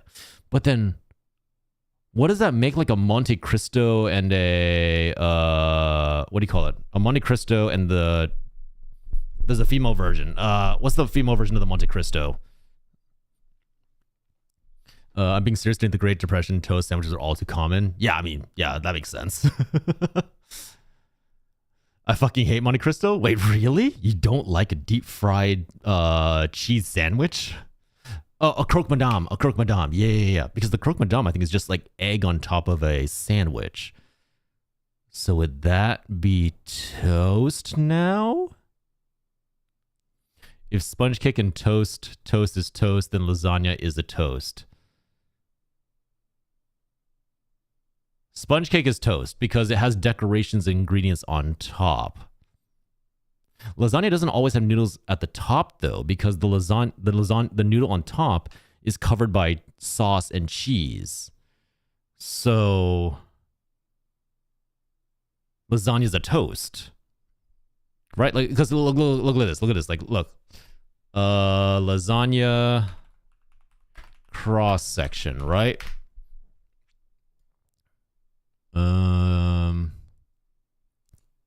Like, look at this. Oh, you probably can't see this. Like this. The lasagna has noodles on the bottom, right? And then it has all the different layers, but on top is cheese, sausages, toppings, bechamel sauce. So therefore, this is toast. Just many layers of toast. Right? If lasagna doesn't have a stack of noodles, then it's just a Chicago pizza. Yeah, actually, that's pretty accurate.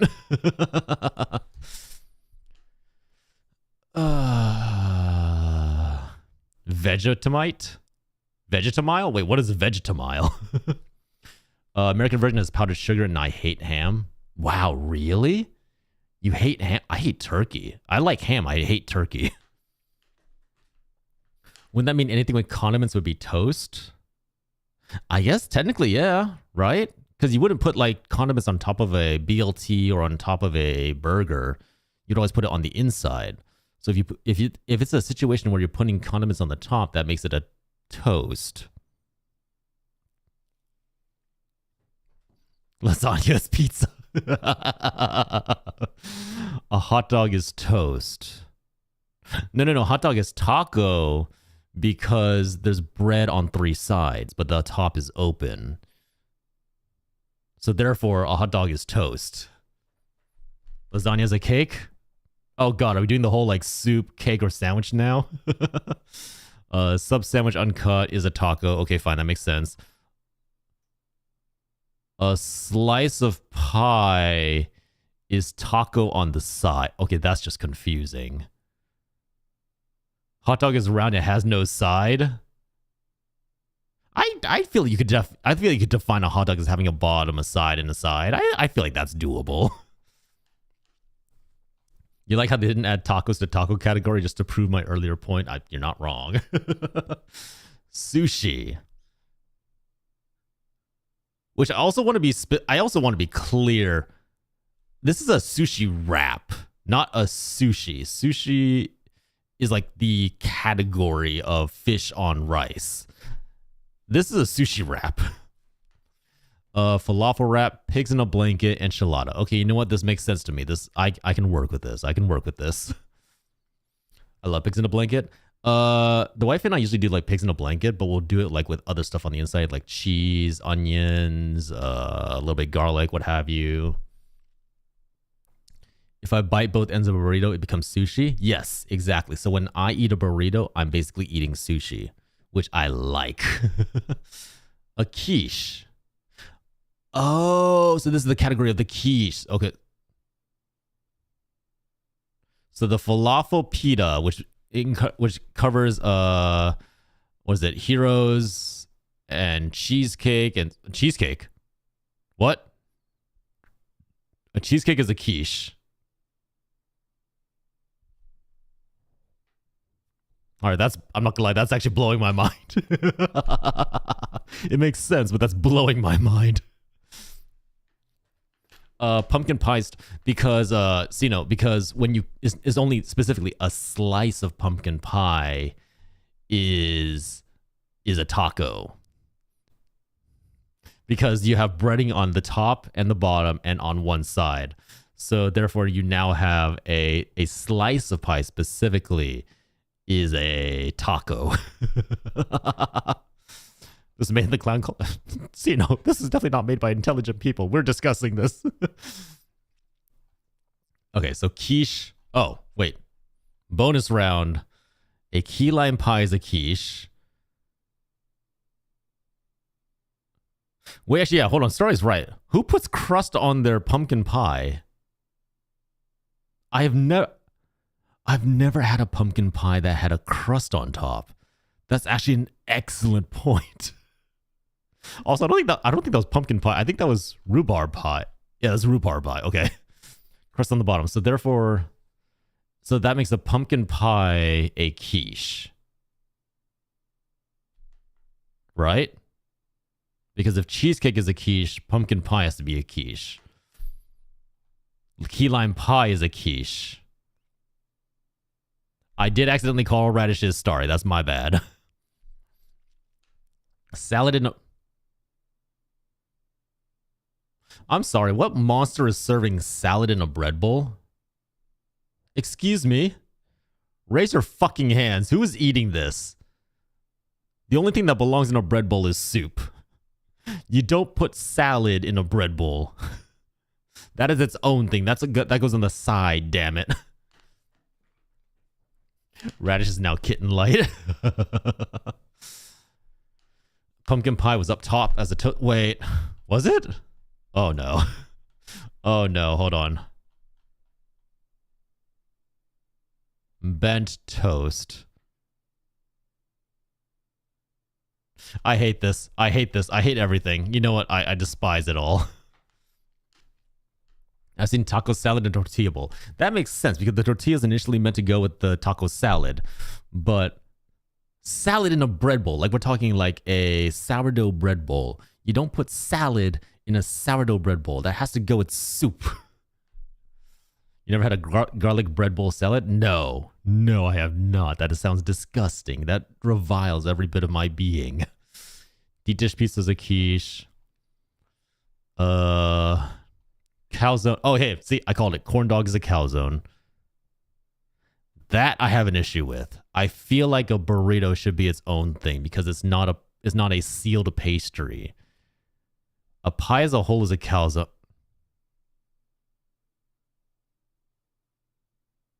My brain hurts. My brain hurts trying to process this. I just want to point out we've spent an hour 30 minutes discussing this. We spent an hour 30 minutes on entomology of dragons and food. Why does the pie count as 4 different categories depending on if you served it or not? See, that's what I'm considering, right? Because now if you eat a burrito from both ends, then it's now technically sushi. And then if you eat a corn dog from one end, it's now a quiche.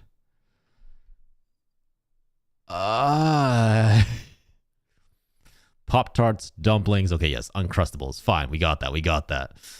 Salad. Salad's just nothing. Mashed potatoes, flan, steak. Steak is a salad. Wait, no, I can use this. I can use this. I can go to the wifey and say, see, I eat vegetables because a steak is a salad. Therefore, I'm eating salad. I'm eating greens. Therefore, me eating steak is me eating vegetables. I win. Ow, ow, ow, ow, ow, ow, ow, ow.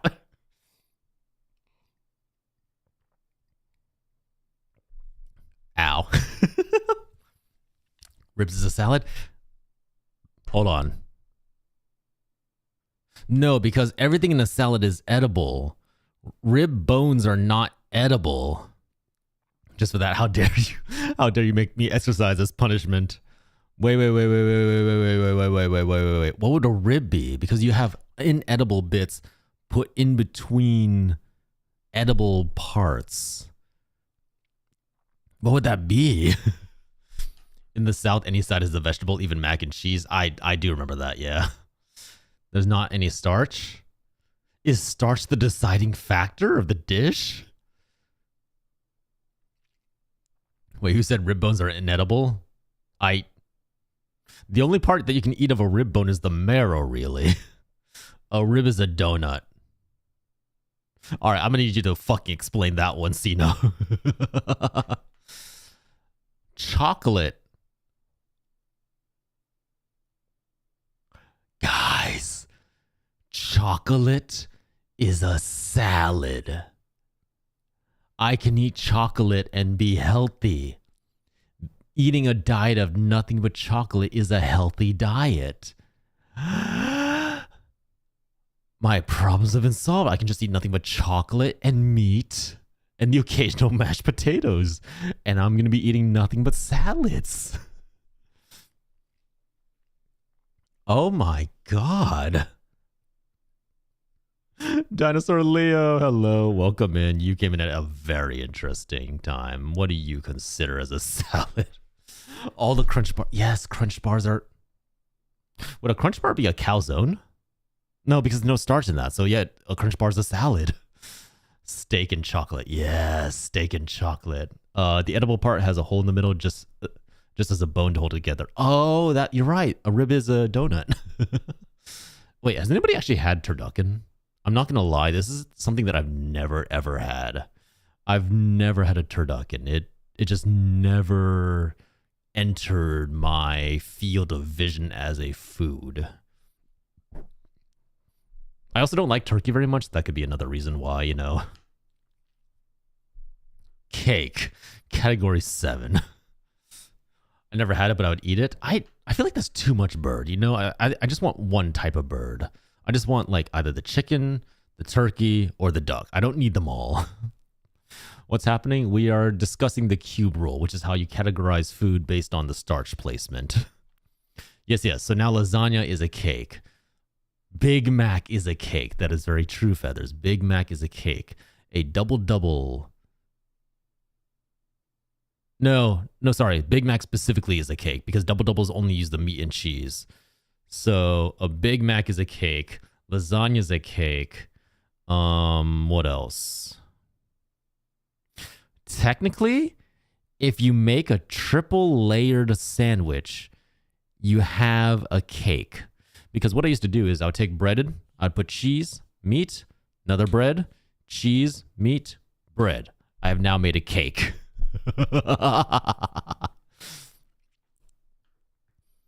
Popular examples, Big Mac. Oh, hey, there you go. Lasagna. Flapjacks. I guess that makes sense if you put the syrup in between the flapjacks. You know, that does check out.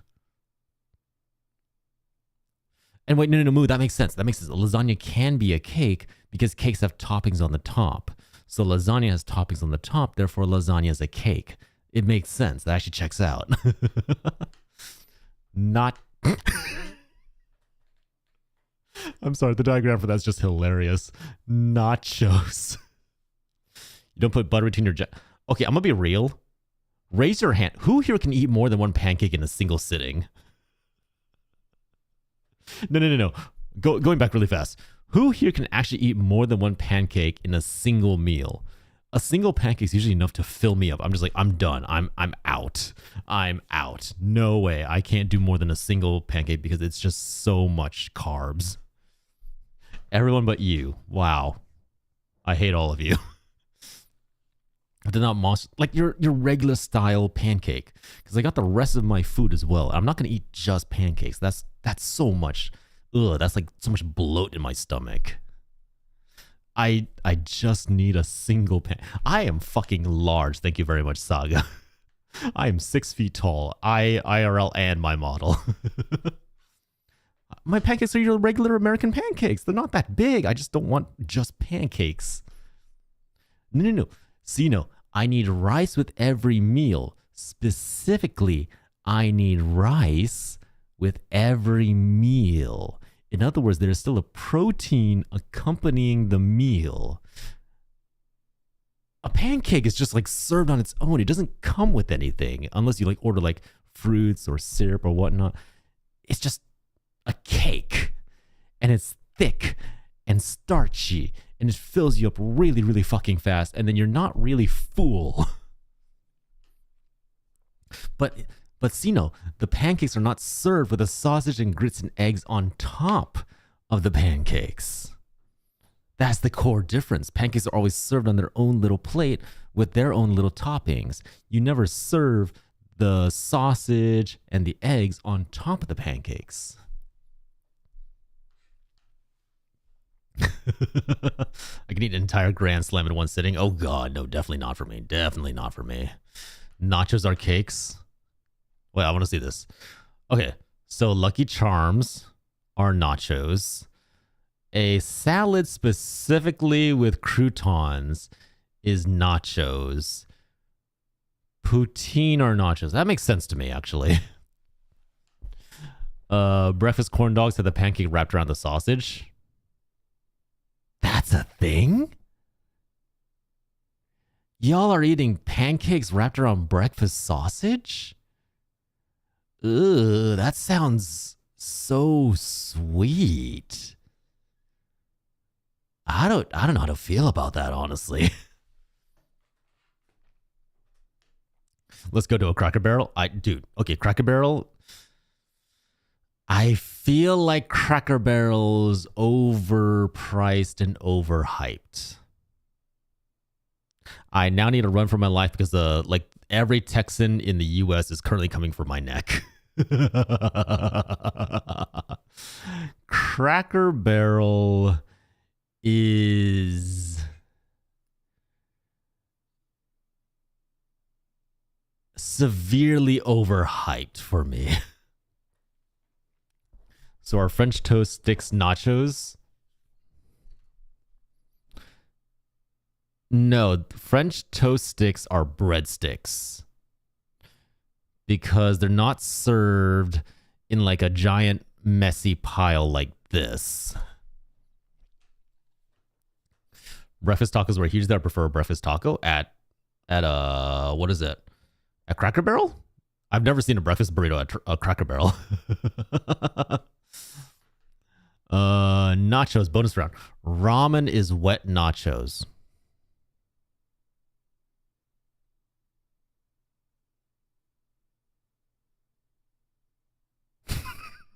I just want to point. I feel like the Asian in me is offended by this somehow. I don't know how yet. Let me try and puzzle my way through this. But I think the Asian in me just violently recoiled when I saw this.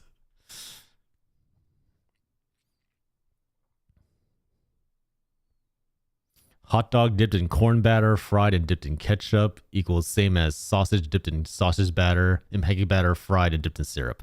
No, because one of those sounds insanely sweet starry. That sounds like a heart attack. I'm not even Asian and that offends me. I haven't figured out how yet, but that offends me. Couscous is nachos, fine. You know what, I can work with that. Fried noodles as nachos bothers me. That bothers me. I would classify that as like a salad, if anything. Corn and ketchup are sweet.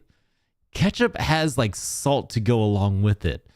The breakfast sausage is already sweet, and then pancake batter is sweet, and then you have that fried and dipped in syrup, which is also sweet. That's a lot of sugar. That's a lot of sugar. Ketchup, you're not dipping that in ketchup. You're putting a little bit of ketchup on top of it. Ramen is wet nachos. That's a wrong comparison. Oh god, that one bothers me. Oh my god. Muffins or other blocks of starch are type 1 toast in raw, unsliced form. McDonald's had a breakfast sandwich which was 2 thick pancakes as buns. I remember that. That I do remember. Isn't that just the McGriddle? That's what it's called, right? The McGriddle, where it's like 2 pancakes and then in between is like a breakfast sandwich. Rice.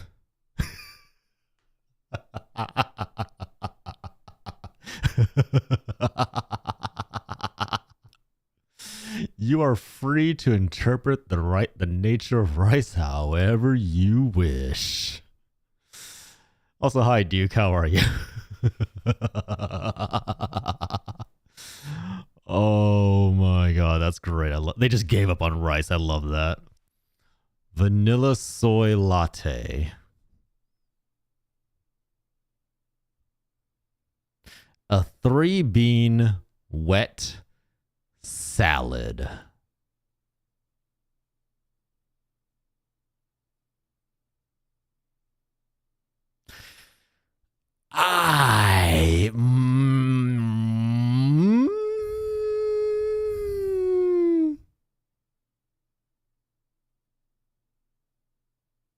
I don't like that. I don't like that at all.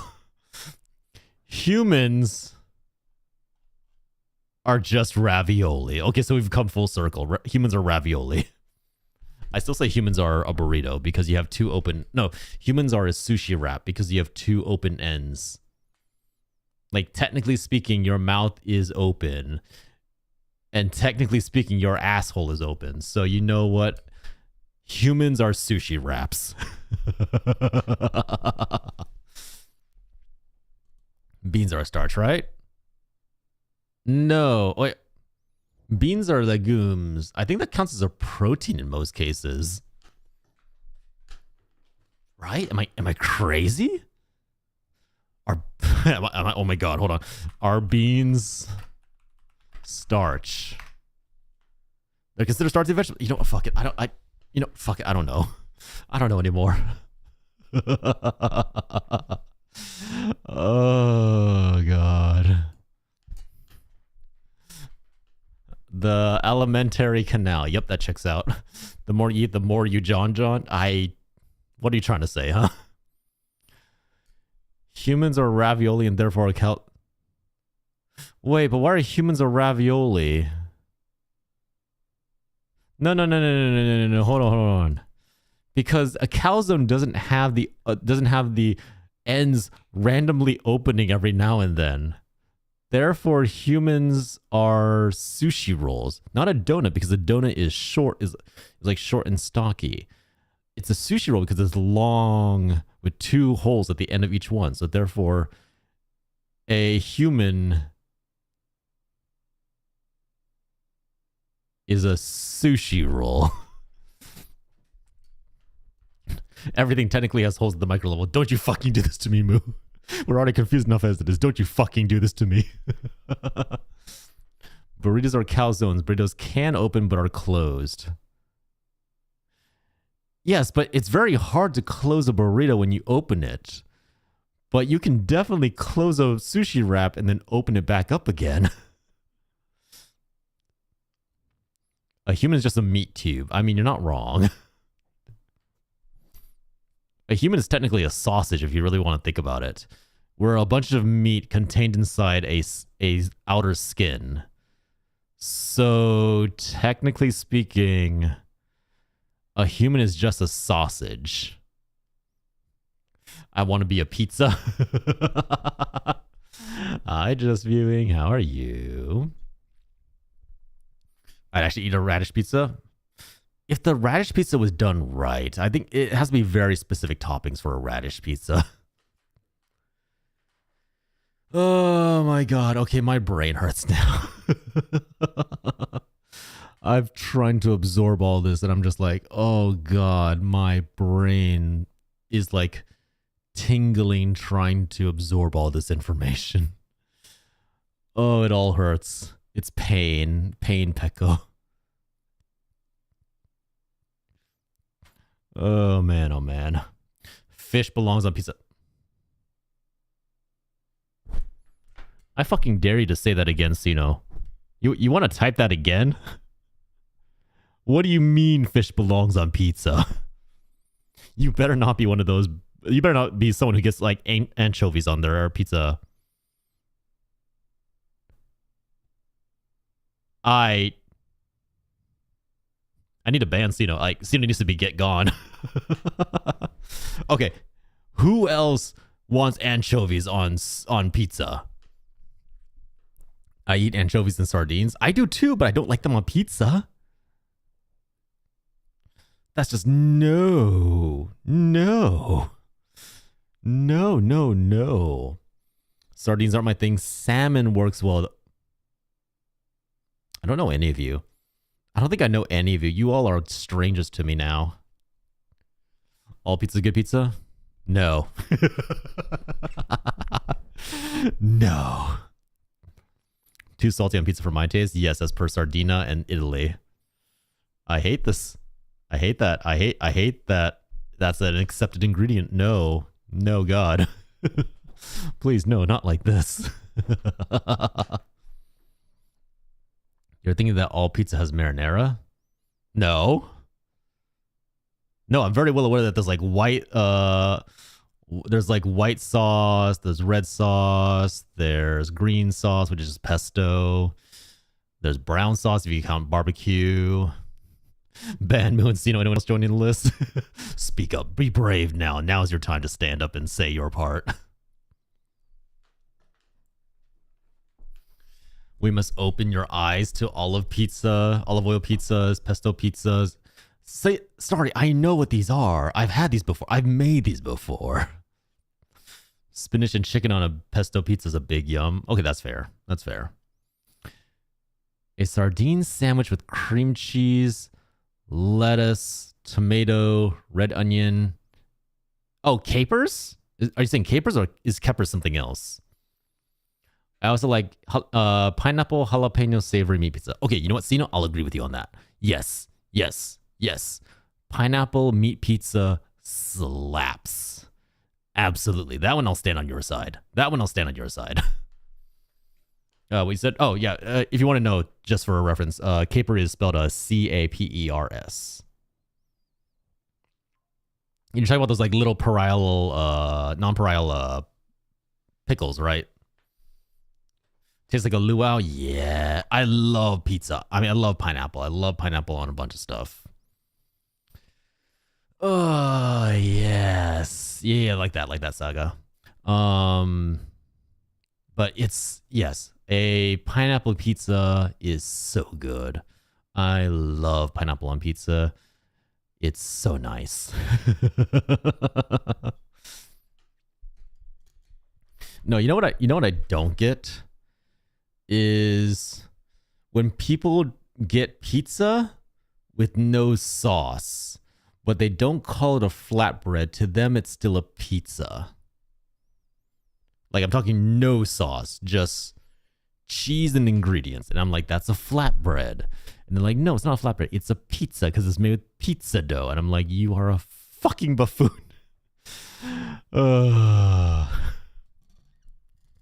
Eat the pineapple till it burns your mouth and eat it some more. Olive oil based with goat cheese and Kalamata olives with a bunch of veggies and other cheeses is my favorite right now. That sounds pretty good. That sounds pretty good. Coffee beans on pizza. I don't like coffee. Despite what my redeems and my chatbot might tell you, I don't like coffee very much. I think sauce needs to be, there needs to be a perfect amount of sauce. If you have a bunch of ingredients on top, you need a little more sauce to balance that out. And if you have a really thin crust, you want to make sure to you do very light sauce so that the sauce doesn't overwhelm everything else. Not even tiramisu. I can endure a bite or two of tiramisu to be polite. To be extremely polite, I will take a bite or two of tiramisu. I don't like tiramisu. I don't like the taste of coffee at all. And unfortunately, wouldn't you know it, coffee is the main flavoring ingredient in tiramisu. Extra sauce, extra cheese, let me get lost in the sauce. Oh, Cena's like, you're like, I gotta have double helpings of everything. Pile it on. Engorge me. Oh man. Oh my god, it's we've been discussing this for 2 hours. What is wrong with me? Okay. In the end, this is actually a sponsored stream. I do actually need to get onto the game at some point. So let's put aside the discussions. We're gonna jump into the game. Oh man. You might as well split the vids. Yeah, I definitely got sidetracked on this one. 1, nothing's wrong with me. 2, nothing's wrong with me. 3, nothing's wrong with me. 4, nothing's wrong with me. You should start sooner then. The sponsor will understand. I'm sure they will be okay with this. So you're like my sister who says about coffee, how can something that smells so good taste so vile? I don't even think coffee smells good.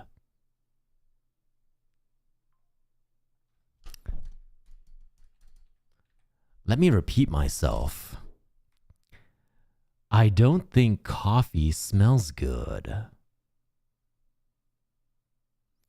I don't think it tastes good. Coffee is bitter and flavorless. Oh, I'm not actually getting paid for this. Sorry. I sponsored in the sense that I got a game code and we're technically receiving more to give away to chat.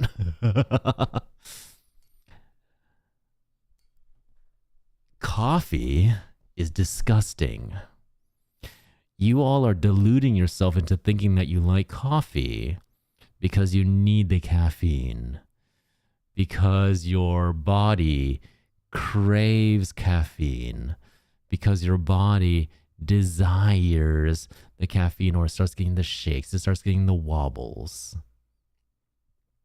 Coffee is addictive. And that is why you like coffee. Yeah, exactly. They're not gonna mind. It'll be fine. I like the flavor of coffee. I don't drink it at all.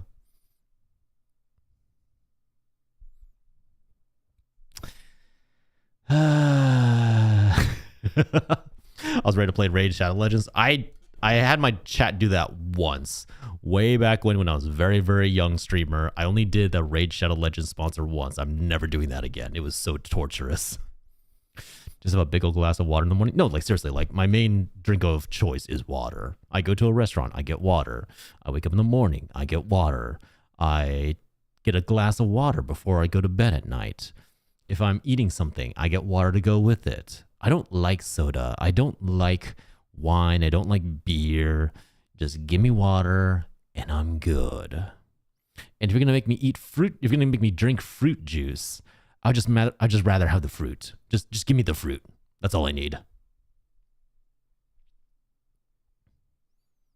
Okay, that is actually legitimately a real threat from Thor because he tends to bite my ankles and my toes when I ignore him. You do sound hydrated. Thank you. I am a hydrated bean. I'm not dry at all. Oh no, I love sweet things, you know. I love chocolate, I love cake, I love cookies. I love them to the point that they're beginning to form a single ab on my body, and I don't think that's a good thing. But I love sweets. That is one way to put it, Saga. That is one way to put it. John wakes up with a pint of Yungling. Is that beer? No. I just don't like the taste of alcohol. I don't know why, but alcohol just does not agree with me. The only times I drank alcohol were basically straight as shots or mixed drinks in college, just to like, you know, like socially drink to kind of like get along in a group kind of thing. That's the only time I actually ever drank alcohol. Nowadays it's got to be like a very special celebration for me to drink something. Whiskey is the first alcohol that made me puke. It wasn't even what is it, because I was drunk, or it wasn't because it wasn't because I was drunk, or it wasn't because I was feeling nauseous. I literally took no, it might have been gin. Sorry, it might have been gin. We were doing the, what do you call it? The shots roulette, where they get like 6 shots, 3 of them are water, 3 of them are alcohol, and they put it in front of you, and you basically have to drink it. And I just remember taking a shot of probably gin because it was clear. And the minute I hit the back of my throat, I had to like get up and run to the bathroom and puke it up because it was so foul. It tasted so bad. Yeah, whiskey's not clear. Yeah, that's true. Whiskey's not clear, so it's definitely not whiskey. Hey, I'm proud of you, Wasaga. Good for you. But yeah. Ooh, that does sound good, Moo. Blackberry lemon fudge. That sounds delicious. Bombay Sapphire is nasty. I have heard that like really bad gin really does not taste good, and that's probably what I got. Okay. This is a sponsored key stream. I do actually need to play the game at some point in this stream. Okay, let me drop this down. Whee! Putting up the sensor. Wait, have you actually is moonshine actually like drinkable and good? Is that actually like a thing? Like, I thought moonshine was like the cheap bootleg liquor that nobody likes. You drink it out of necessity because you couldn't get any other kind of alcohol.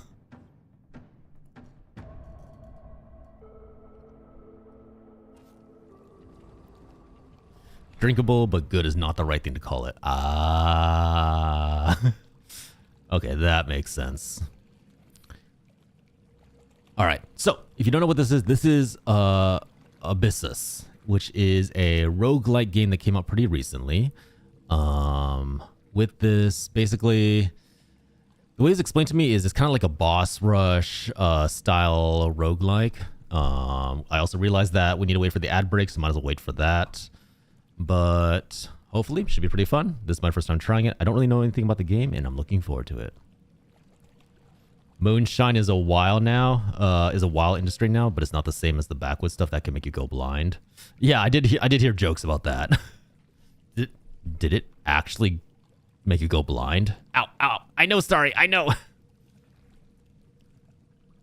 Wait, does bad moonshine actually blind you?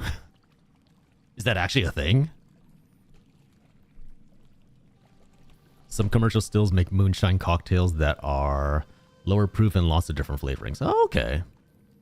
It can make you go blind because they made it wrong back in the... How strong does it have to be to actually take out your eyeballs? Joining the dink. Wow. I see how it is. Y'all are disrespecting me. Yes, it can because Mercury. Okay, that makes much more sense.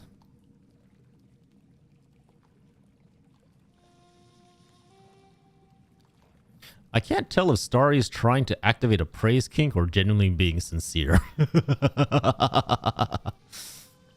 It's not so much strong as it's contaminated with the wrong ingredients and fillers. Oh, okay. So basically, it had the wrong things in it, and it made you go blind because eventually you're basically just filling your body with toxins. Okay. Yeah, that makes sense then. You're very tiny right now? This is my usual size for gaming because, what is it?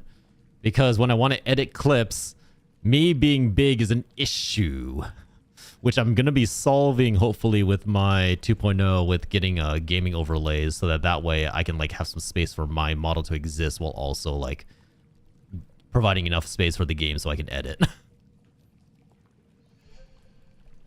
No, I can't say good job. I don't have a praise kink. I was just saying it feels like Star was trying to activate one in me.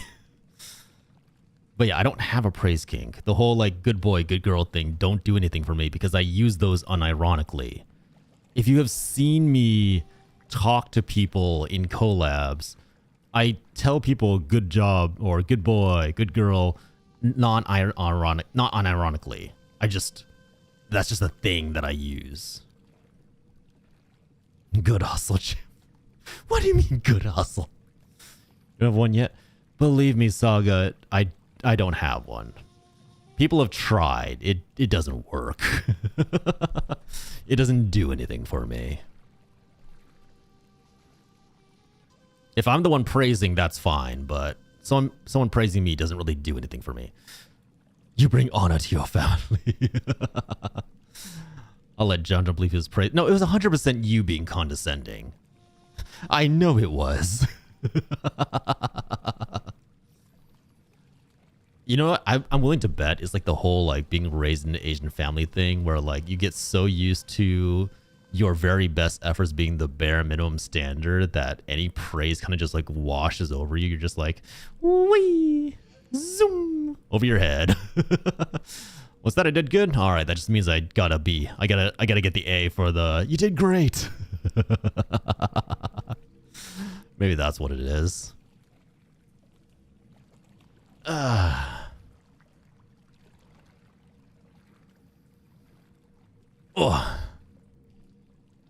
Can you tell I'm tired? My words are starting to slur.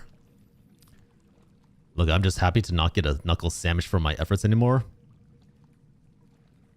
I plead the fifth. I will not make any statement on whether or not my family. A is passing, A plus is good, right? A is passing, A plus is good. A minus is you could have tried harder. B plus is bad. They called Asian, not beige. Yeah, no. Like in all seriousness, I feel like a lot of people kind of condemn the stereotype that like Asians always have to be smart, but the reality is we grew up in cultures, or our last generation was raised in a culture that is very test dependent. Like both Japan and Korea have standardized tests that literally dictate the rest of your life. If you do badly on them, you're kind of just seen as this dropout who has nothing to achieve and is no good for contributing to society. So it's why, like, when you have your entire life built on how good your grades are, you kind of get why so many Asians in the US are very, like, academic focused. A minus was like, who got an A plus, B like them? Yeah, no, like in all seriousness, yeah, pretty much. They're like, you could have gotten an A plus if you just tried a little bit harder. Would have been disowned so fast, he's go to college. I started adopting that mindset in college. Was just like, you know what? A D is passing. I can work with this. A D is passing. Which is also why I loved pass, no pass classes, because the pass class would automatically give me the credits I needed. I didn't need to worry about like getting bonus credits or failing the class, just as long as I passed the bare minimum. Okay. A faint signal was picked up in the heart of the Atlantic.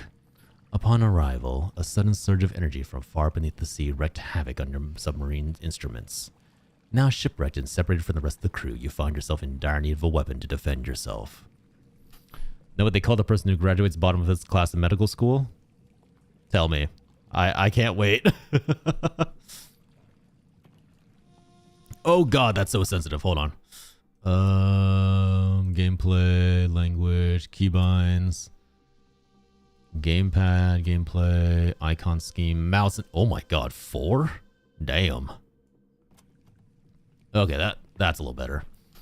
I taught ESL in South Korea for years, and the burnout in young kids was real. Oh, 100%, 100%. Like, I feel like a lot of Americans kind of see it as like this damaging stereotype, but stereotypes exist for a reason. Like, we had to deal with a lot of pressure as kids. Know what they call the person who graduates bottom of his class in medical school? Doctor. Wait. That one went over my head. Isn't that a good thing? Engine rifle. Okay.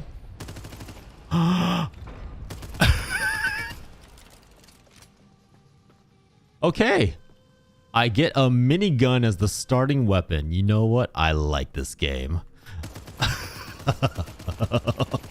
Oh, baby. Now we're talking. I love that. I can no longer resist it. It beckons me with its promise of power, of true ascension. He who waits past my waking hours need wait no longer. It means the grades don't matter if you still graduate. That is true. That is very true. I miss Dungeonborn too. Dungeonborn was a great successor to Dark and Darker. It just had a bit of a problem with maintaining its player base, unfortunately. It sounds very chunky. Oh, dude, it sounds like it has weight. It has impact, and it lets you feel the bite. Oh, baby.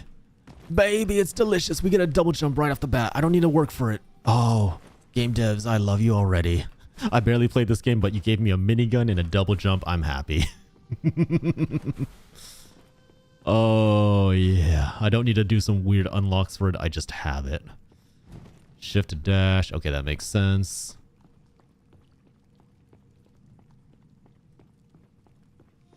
Let me see if I can increase the volume slightly. These does be to like just play the hecking game. Yeah, pretty much. Okay, so 1, 2. Oh. Do I need to be 1, 2? Okay, there we go. Weapons have 2 firing modes. Energy, primary fire is fully automatic. Secondary fire is stronger but can overheat. Frag ability is your starting ability. Wrench is a fast melee weapon that can stun enemies. Okay, so F is melee. Okay, got it. So left click is fast. Left click is fast, right click is faster. Easy. Not too much recoil or spread either, so that feels pretty nice. That was the game journalist filter. I almost failed it. See, no, I almost failed it. It could have been really bad. Ability. Press Q to use ability. Oh! The grenade actually has like a nice travel time. Hold on. That actually travels really nicely. Okay. Bet.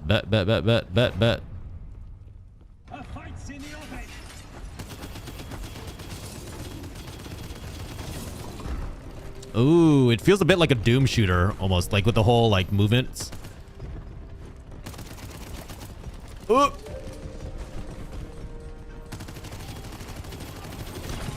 Ooh, okay. Did not mean to walk towards the damn robot. Okay. Ooh, that does feel pretty nice, I'm not gonna lie.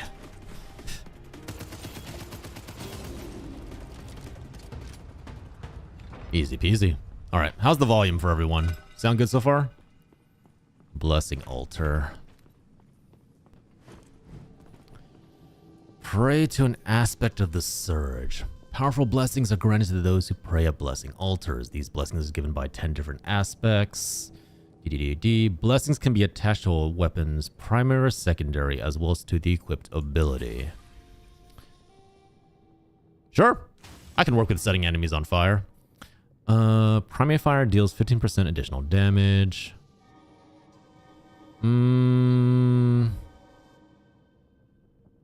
I think primary fire I'm going to use a little more often, so let's have the ability to light people on fire. Press C to heal. Okay, I don't want to heal yet. Curse this job and curse this temple. Empty as the grave a mere fortnight back it was. So where did these hunks of junk keep coming from? I gotta get back to camp. It just ain't worth the money. Money, money, money, money, money. Oh, damn it. It's not gonna let me out until I heal. Fine. I just didn't want to waste it. Okay, so this should now set enemies on fire. Woohoo!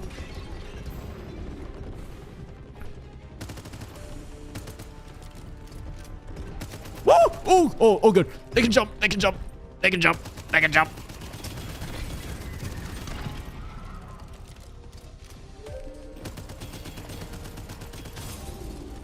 I wonder if shooting them in the eye does more damage. Oh, E. Choose more blessings from the same aspect. Okay, yeah, so you want to chain them, basically.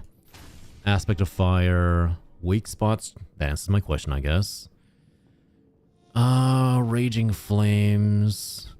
I think I want more damage. Increasing fire rate's not really that important to me because my ammo isn't that big in the first place right now. So I just want to... What is this? Deal up to 30% more damage to enemies the further away they are. Deal 25% more damage to enemies within 10 meters. Hey guys, for anybody who actually uses the metric system instead of us stupid Americans, how far is 10 meters? Isn't that like melee range? That's really fucking close, isn't it? I might do the Hawkeye then. Oh, and they can destroy the other one. Oh, spawns gold. Okay, I see, I see. Okay.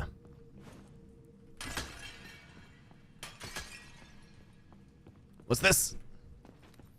10 meters is 10 yards. Oh, shit. Okay, maybe that's actually not that close. Damn. Oh, well. I guessed wrong.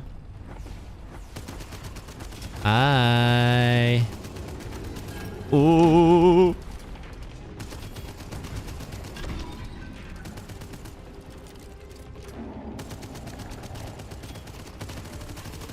Wait, I have to melee an enemy to kill him once. Okay, so I want to see how much damage this melee does. Did that work? I have no idea if that worked. I don't know what that... They said I have to melee an elite. Do you think that was an elite? It looked big, but it might not be. Each aspect can provide a minor or major blessing. These appear instead of your third or sixth. Okay, okay. So as you stack them up, they get stronger and stronger, and then you get a super powerful one. Fire can now stack, increasing fire damage over time. Okay. Easy. So yeah, right now, primary fire is my most powerful one.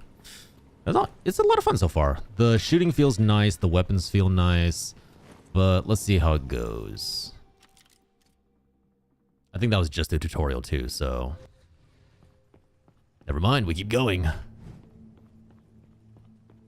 Ooh, it is very pretty, I'm not gonna lie. Do you think there's fall damage? Do you think I can run off the edge?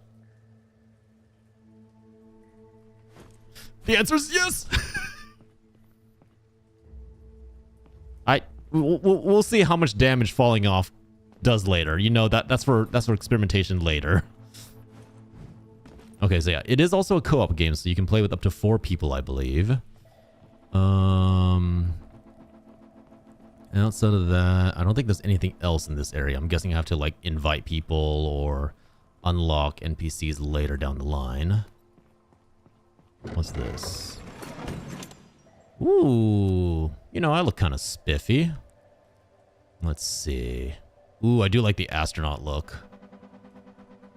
Oh, it's locked. Damn it. Alright, so I think all we have right now is the standard issue. Equip a loadout. Nothing new at the moment. Fuck it. Let's just dive in. Spend soul fragments. We got nothing. Yeah, fuck it. Let's dive in. Actually, where does that go?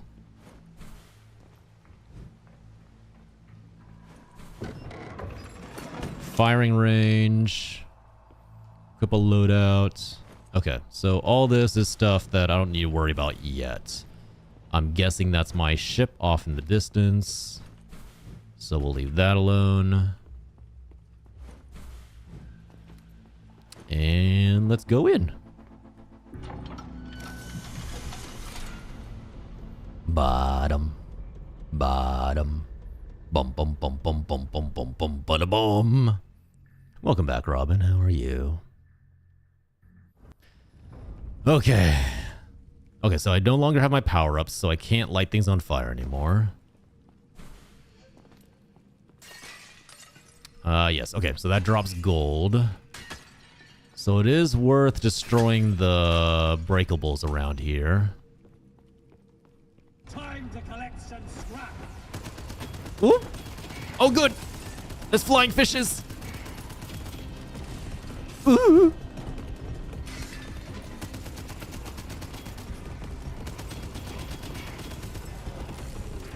Yeah. Sounds like a roguelike Cthulhu game. Kind of, yeah. It has like very eldritch roguelike aesthetics, yeah. Okay. Easy peasy. Does fire hurt? Fire does not hurt. Immersion broken. 0 out of 10. No, I'm joking. Ooh, gold. Okay, so it isn't just the power-ups in this area. Long way down. Okay, so you know, I discovered there is in fact fall damage. That was intentional. I 100% meant to do that. That was to test the game mechanics and see how much damage we took from jumping off. Entirely intentional. And 100 years, 100 yards. Wait, 100 years is a touchdown? Wait, what? Wait, where's my... Oh, I guess that was my reward. I love that that's the only, like, yards that Americans understand, is the fact that in football, 100 yards is a touchdown. There's just something so funny about that fact. Ah, crap, overheated.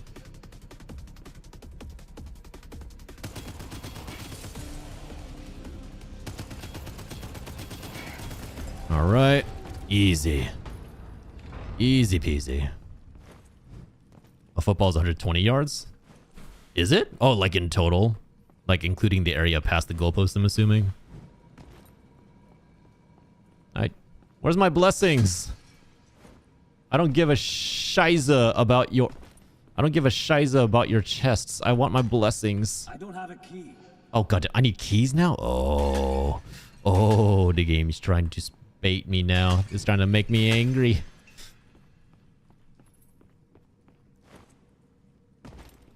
Both end zones are 10. Ah, okay. Yeah, that makes sense. Is there really no... I mean, I guess there's gold in the area that I should probably pick up, but...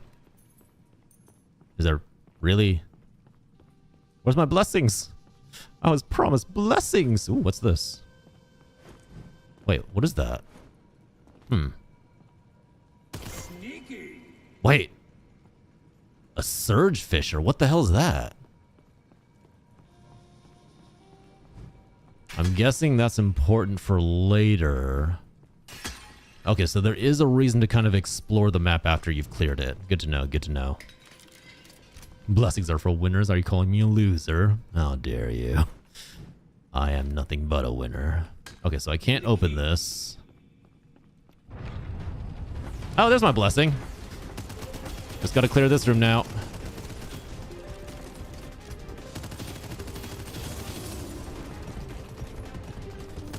Come here, boy. Come here, you next. And you're the final boy. Everyone goes down. Easy peasy. Lemon squeezy. Okay. Let's see. The aspect of fortune gives you the power to create a gold burst. You want the Blesserati? You want a Maserati? You want the Bugatti? I hate that. Have you seen that TikTok trend where they go like something like, I got in a Bugatti, and then someone off screen pulls their legs so it looks like they're zooming off screen, and the whole like joke is supposed to be the second person is always like a little bit weaker, so when they pull it, it looks more like they're like slowly being dragged off screen. That has been all over my TikTok for whatever reason. I watched like one of those because I was just curious, and now TikTok thinks that's all I care about.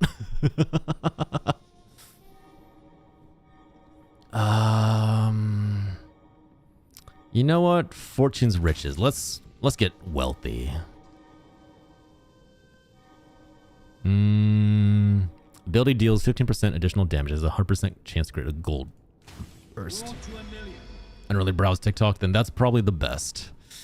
Trust me, Sino, that's probably the healthy way of looking at things. Don't go on TikTok. It is a time ruiner and a time waster. Yeah, I gotta spam my grenades more often. So the nice thing is, ammo's unlimited. So you can kind of just go to town with it.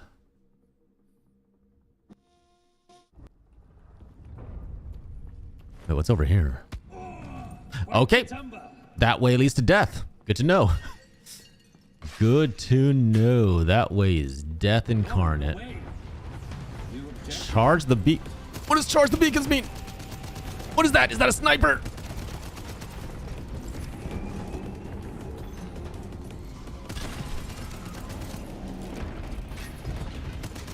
Woo, woo, woo, woo, woo, woo.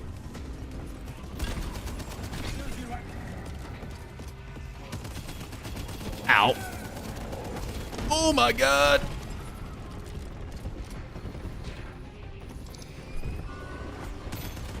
Okay, fuck off with your sniper bullshit. Oh, I need to kill them in here. I get it, I get it, I get it, I get it.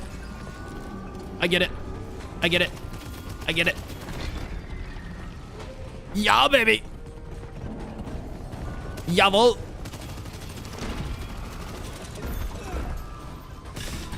Woo, woo, woo, woo. This went south so quickly. Oh my god. Whoa. Okay, now I just need to take them out.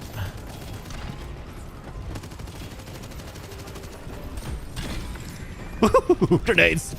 This looks fun. It is, boo. It is. And as part of the campaign, the company should be giving us at least one key for us to give away. So I'll eventually do that at another point. Ugh. Woo. Okay.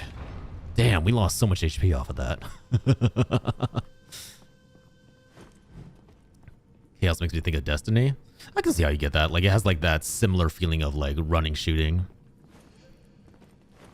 A lot of gold though. Oh my god, yeah, 85 gold. That is pretty nice. Whew. Okay. So I spent approximately 40 health to get 85 gold. Ah, I'm sure it's worth it. I'm sure it's worth it. What the hell is that? Woo, woo. Oh my god. Okay, I can't be too loud. Can't be too loud. Can't be too loud. Wifey has to wake up early tomorrow. She's gonna be very angry if I wake her up. Must stay quiet. Oh. Okay, easy peasy, easy peasy.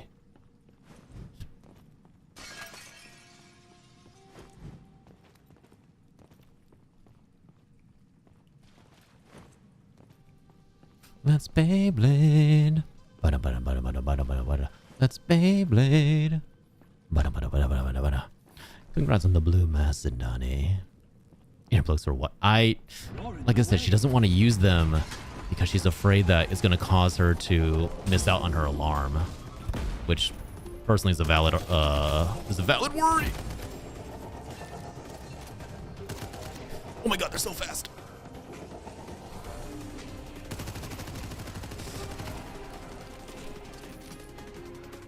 It's so quick, it's so quick, it's so quick like the thunder.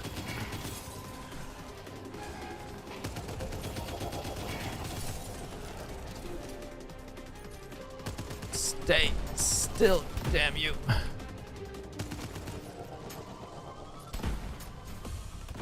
Whoa. Oh my god. No, if you wake the missus, then you're on the hook.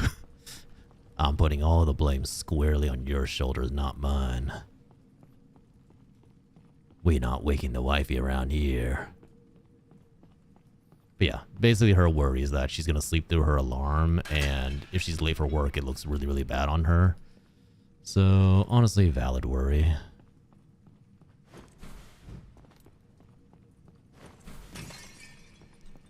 Okay, no more pots and pans. What's this? Oh, that looks ominous. That looks ominous. Ooh, yay. I feel like I just keep going with the gold burst, right? Take 2% less damage per 100 gold you have. Alright, yeah, golden skin. So basically now we want to stack gold if possible. She can test if the earplugs stop her from hearing her alarm on a day she doesn't work. Yeah, that's the plan. I might actually just... Nope,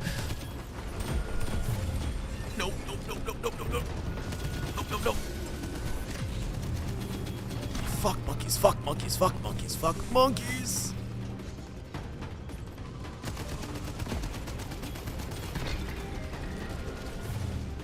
Laser of death, laser of death.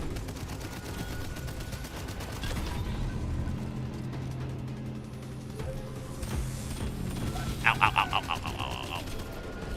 I made a mistake. I made a mistake.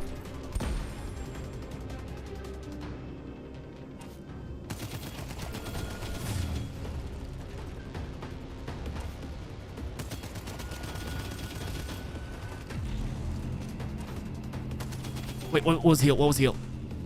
Ooh. Okay. Oh no. Onion. Onion. Onion. Onion. Onion. Onion. Bad onions. These are not the tasty kind of onions. These are the bad kind of onions.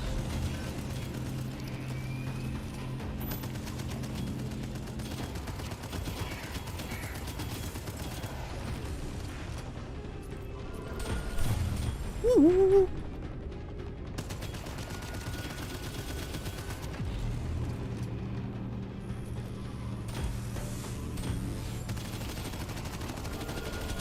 Ooh.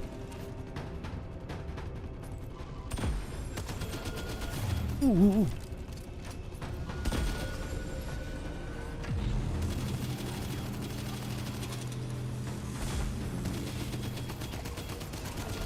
Ah, Jesus, fuck, I didn't see these guys.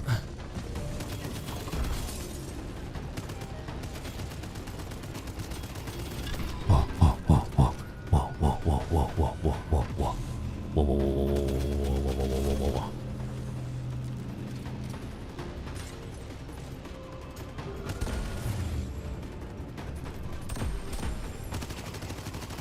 Go down.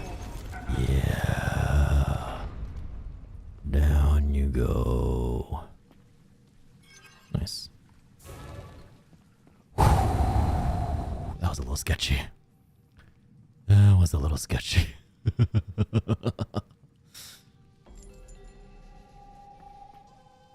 Increases max health by 25. That seems pretty nice. Whew. Nice, nice, nice, nice, nice, nice, nice, nice, nice, nice, nice, nice, nice, nice, nice, nice, nice, nice. I love like I love the visuals of the game so far. Like, it's very thematic. Hello. Bossy bossy. Bossy bossy. Okay. The aspect of lightning. Oh, that sounds fun. What is that? Eden, Eden has a bless emote now? That's lovely. I love that. That's so good. Primary fire. I think I use the primary fire more. Ooh, shotgun. Can't wait to give it a whirl. Nice. That's a very cute emote. Fallen half a dozen times now, I have, just like me foes. Unnatural is what it is. Really seems to get to know some of us this place. It's only gotten worse now that more of the lads started using that power.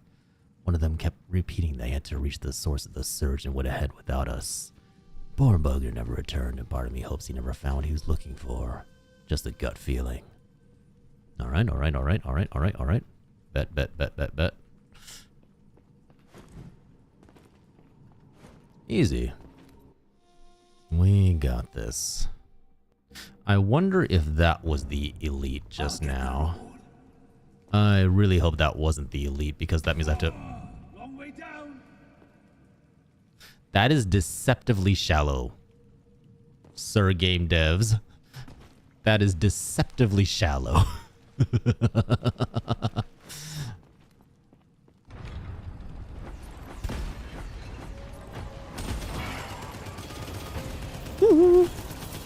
Oh, when they hit a certain HP, they go down. Like they try to kamikaze. Bullseye. Got it.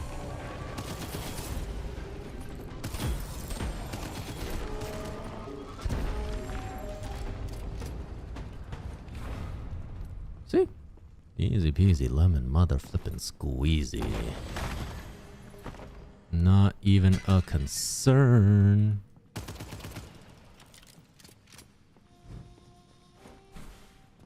No biggie for the gamer that is known as John John.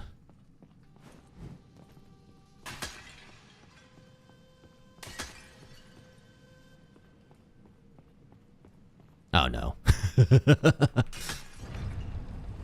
Oh, it's a time trial? Son of a ding dong. There's a time limit. There's a time limit.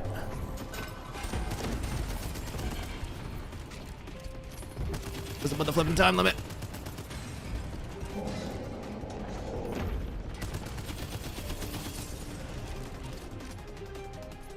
Wee.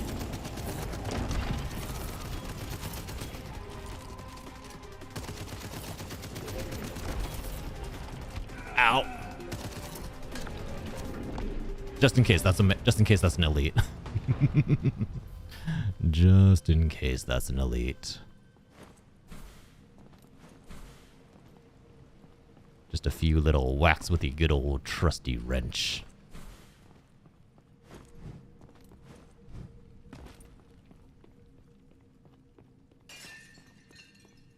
Oh, I need to spend 100 seconds down here total? That's insane.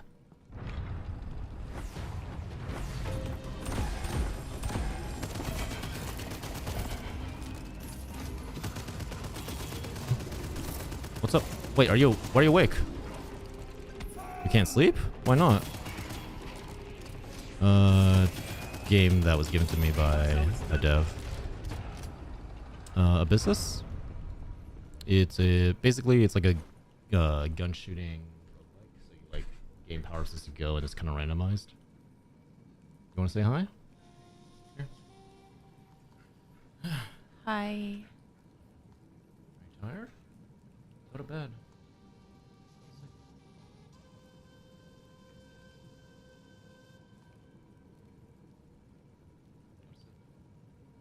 Huh? Okay, go to your mommy. Close the door.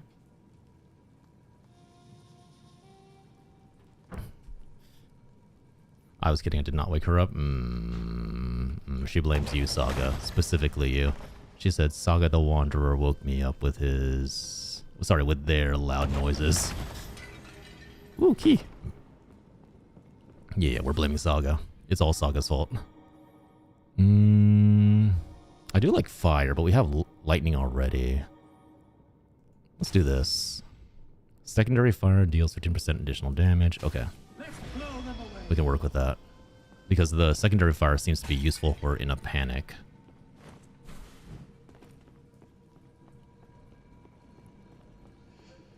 If I'm going to be blamed anyway? Yeah, exactly. Might as well embrace it. If you're going to be blamed anyways, might as well just take your kicks. Alright, this should be, according to this should be the boss.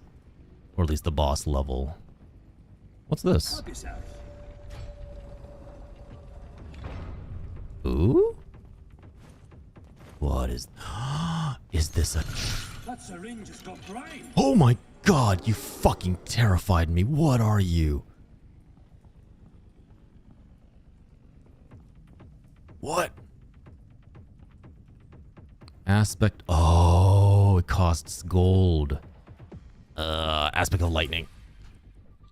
Carries effects from the primary target to other targets in the chain. Loaded bounce deals 20% more damage each time it bounces instead of less. That sounds really nice. He friend? He's scary friend, but he friend.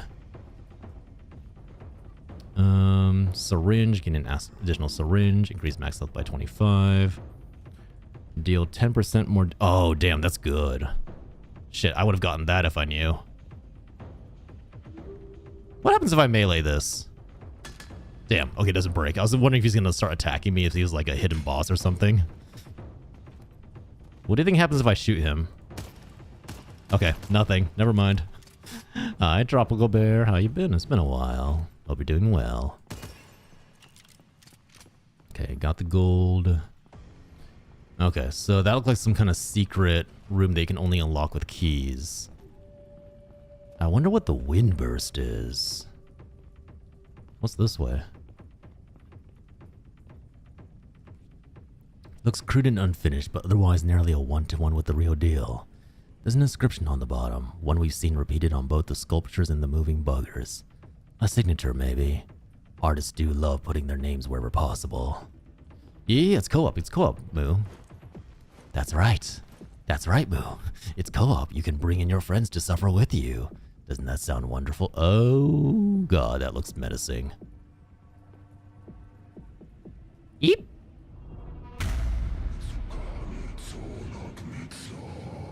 Quack. Woo! Woo! Woo! Woo! Yee!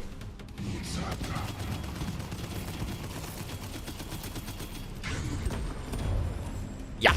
Oh, damn it. That hit me. Ooh.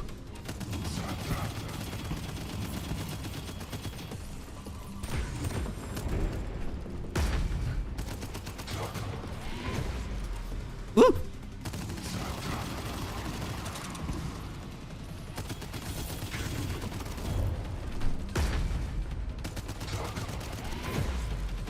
Ugh.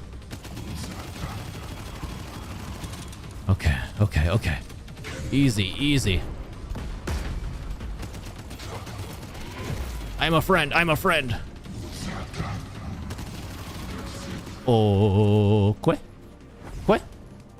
Not this. Woo. I understand now.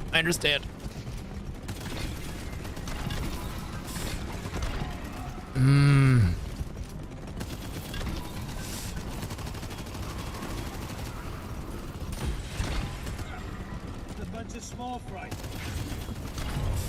Ooh.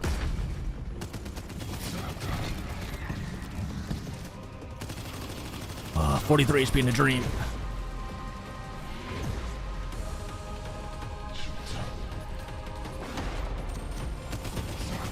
Woo!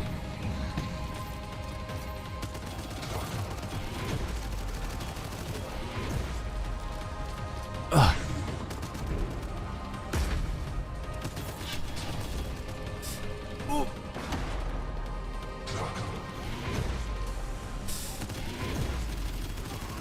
Okay.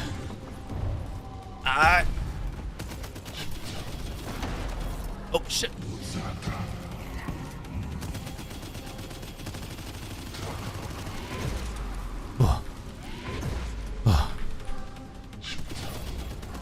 Yeah. Oh no.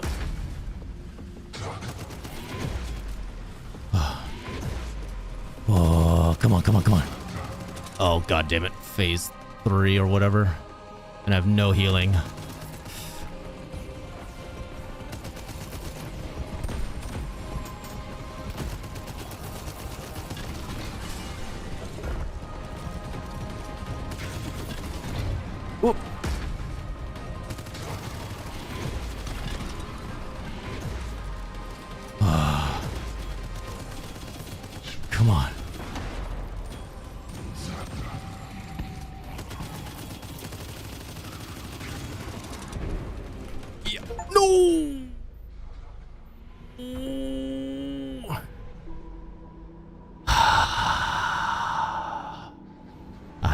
him. He was on his last bar of HP. I had that. Damn it. Oh, I got greedy. I shouldn't have jumped in midair. Oh, we did defeat the first elite though, so at least there's that. I think that big laser thing was the elite, so I gotta melee that. Damn it. Yeah. I gotta defeat the elite with the melee. Okay, good to know. Alright. Bet, we can do this. It's not that bad. He's not hard. I just didn't know what to do for that first segment. Next time for sure. And that definitely led to me dying. We also got a new weapon. We could try that out. Soul Wheel. No, I don't have enough. Food time. Enjoy your food, Saga. Okay. So... how do I change... ah, there we go. The shotgun. With the power of a train engine, ready to take your enemies for a ride. Honestly, with that guy, I don't know if a shotgun is the best weapon to use against him.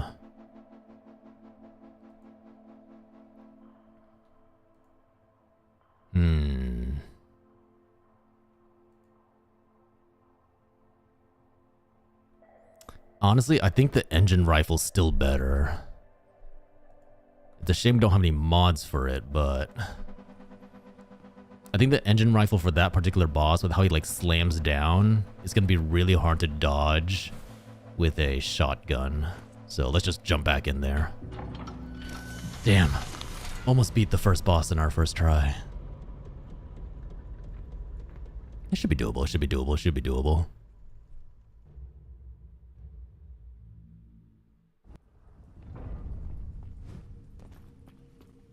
Now that I have a better idea of what I'm doing.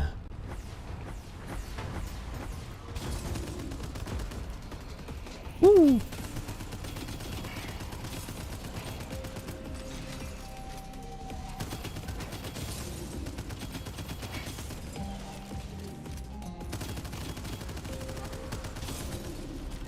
Okay, and then just the shark now. Just you, little boy.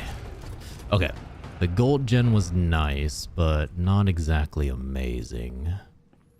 The golden skin maybe was like nice for defensive stuff, but I don't think it was worth giving up a ability slot for. So maybe we don't take that this time.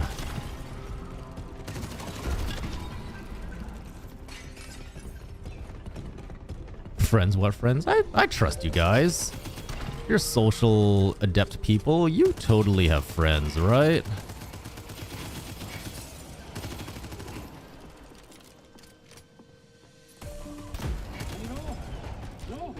I believe in you all. You can, in fact, be socially adept. You could go on forward and be varied human beings with souls and lives and personalities. I believe in you. No, I totally get that. Like, as an adult, it is very, very hard to get friends together for a group session. It's just no time.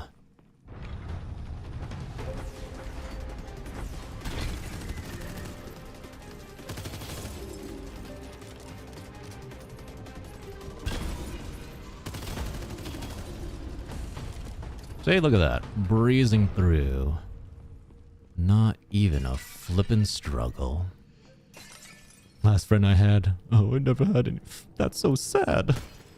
And depressing. Ooh. The aspect of night. Envelops enemies in shadow, causing them to take more damage. I think that's pretty good on primary. My social circle is scattered all across the world. I mean, that's fair. Mine is mostly on the West Coast, since that's where I used to live before this. So, it's been a while since I've really seen them, but they're doing okay. You're in the way. New objective, huh? Oh, damn it. I gotta charge the beacons.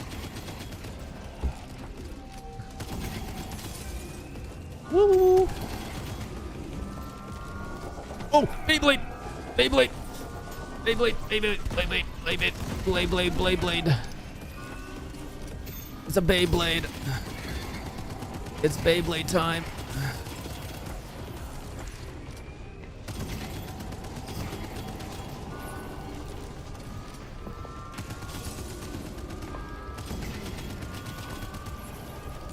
All done.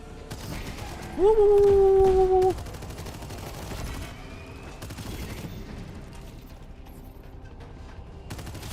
Take that. Damn it! I fell off the edge again.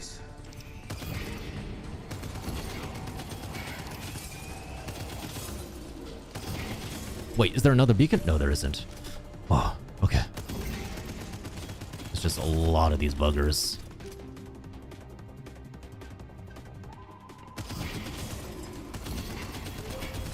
Whoa, okay. There we go. Took a little bit of damage, but nothing too serious. Any chests? Any rewards? Nothing? You suck. Suck is what you do.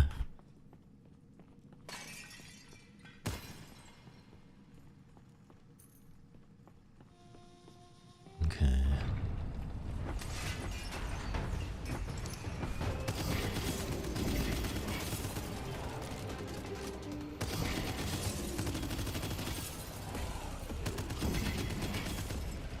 Easy, easy, easy. Easy. I should stop saying that. Every time I say that, things go south very quickly.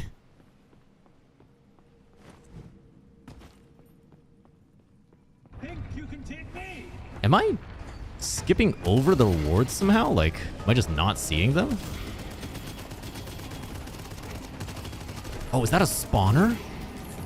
I think that thing spawns other monsters. What? Bullshit, that hit.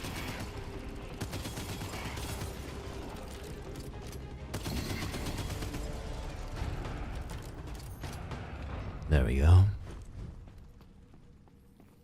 Okay, let me explore a little bit. Am I? No, I'm not missing anything. I'm just not getting... Oh, maybe I am missing. Maybe I'm just moving past them without realizing.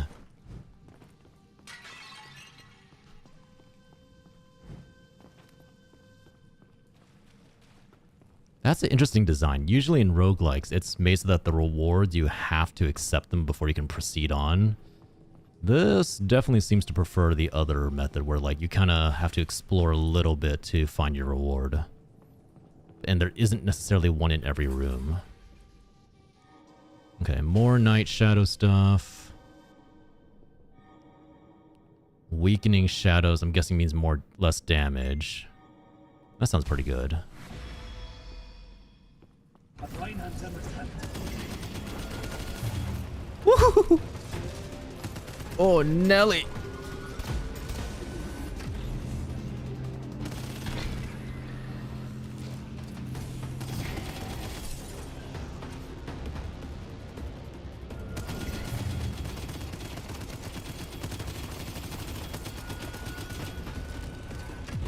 Okay, so I gotta melee this thing. Someone remind me when it started getting low.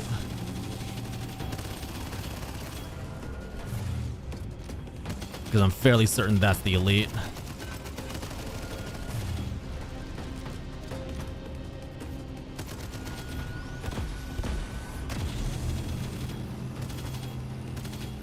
Okay.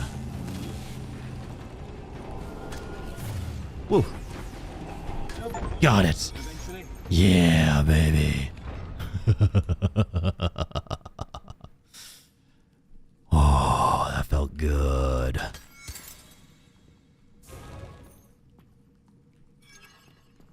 Just meleeed it all to death. Okay. So that's one of the dares done. I think we got to beat the first and second boss for the next ones. Ooh, what's that? Never mind. Exploring, exploring. I don't see anything else. So I think we're okay.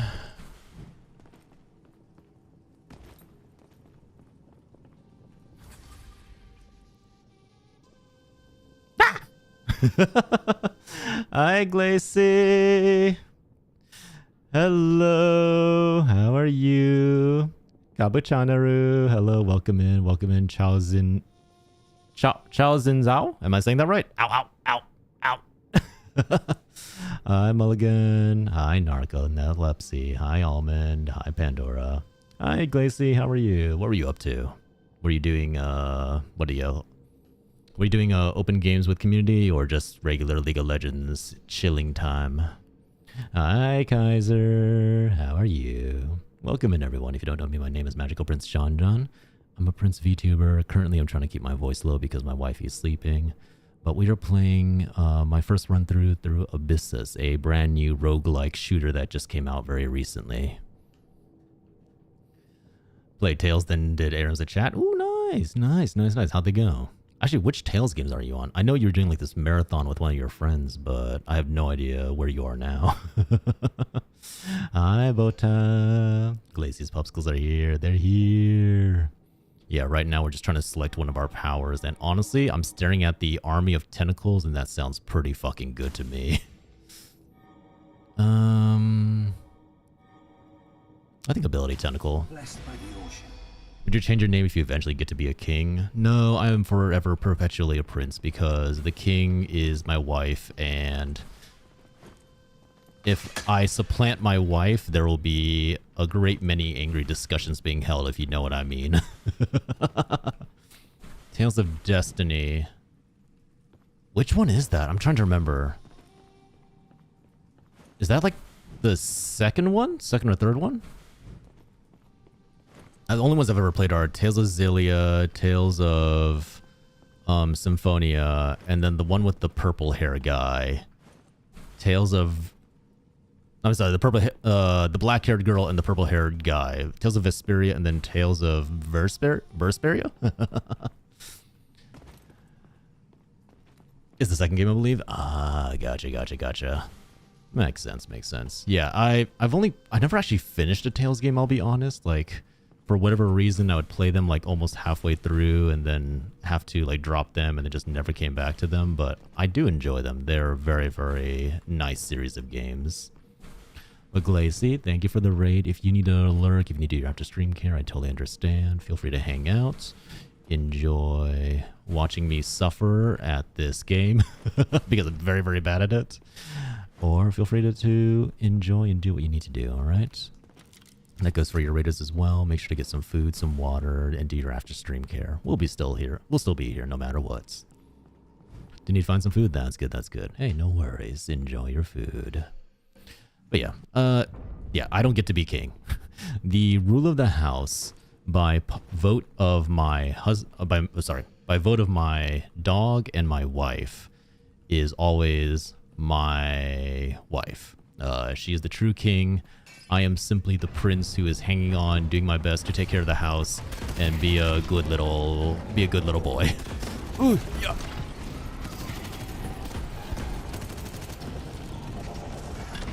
Fucking Beyblades.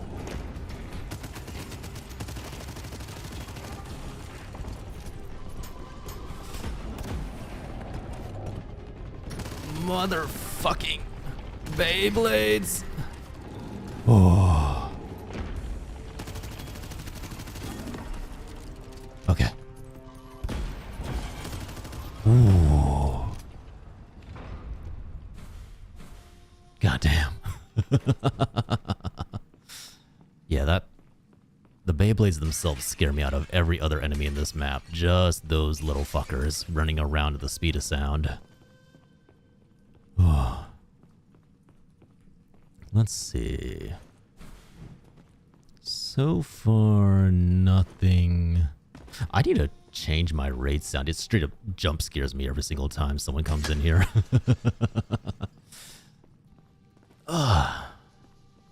Let's see. So far, so chill.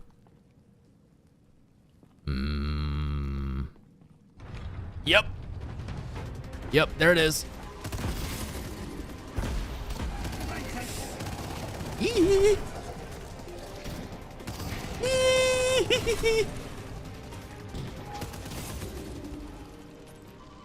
Go! Go, tentacles, go! Seek out my enemies. Maybe I've just been missing the other rewards. Because so far there's been a chest in every map after I beat it.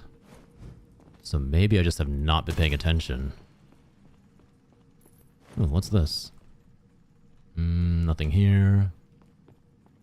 But on that side. Nothing there. Okay, easy peasy. Don't want to go that way.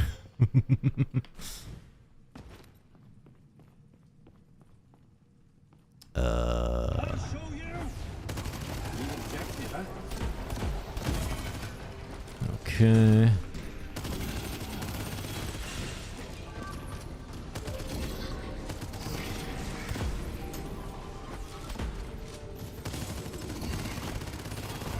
Alright, where's the pylon? Ooh! Hello, critter I didn't even expect to see.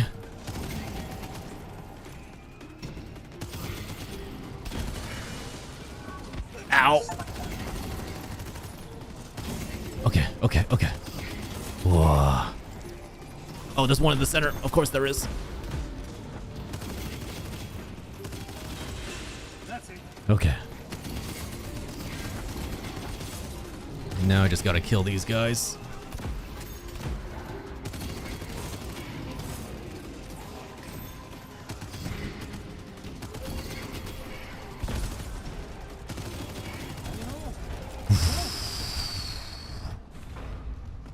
Okay. Alright, and this time the upgrade is right next to me, so... Freeze. Might be worth getting freeze on my secondary just to give me something. I don't think gold burst is very useful right now. Hey, big boy. Aspect of night. Could upgrade aspect of night. We don't need to worry about healing, I think. Enemies targeted by shadows take 30% of on-hit damage dealt by other targets afflicted by shadows. Oh, so basically I want to spread out that damage a little bit. Okay. Yeah.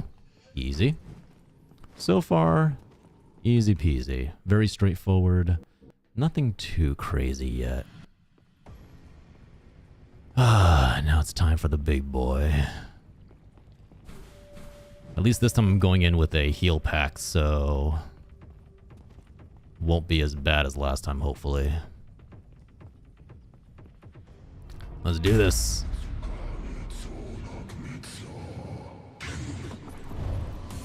Oh! Yeah, what, that hit me? That's some bullshit.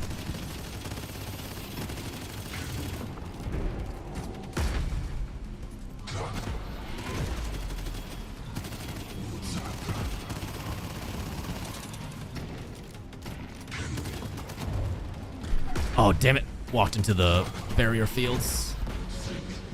Okay. At least we're doing a lot more damage than I did previously.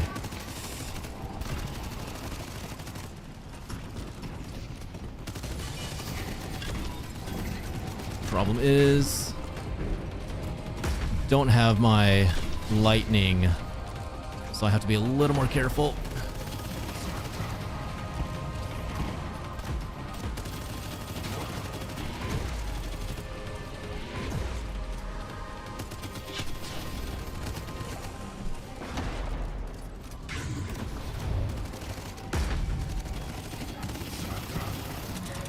Okay. Next stage. Pylon.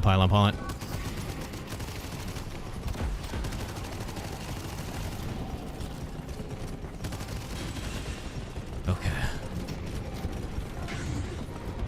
Oh, shit. Ooh, that's new. That's new.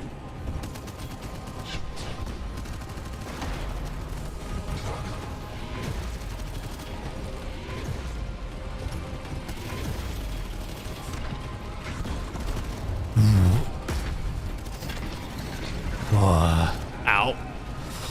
Oh, see, heal. Oh my god. Got the heal off in time.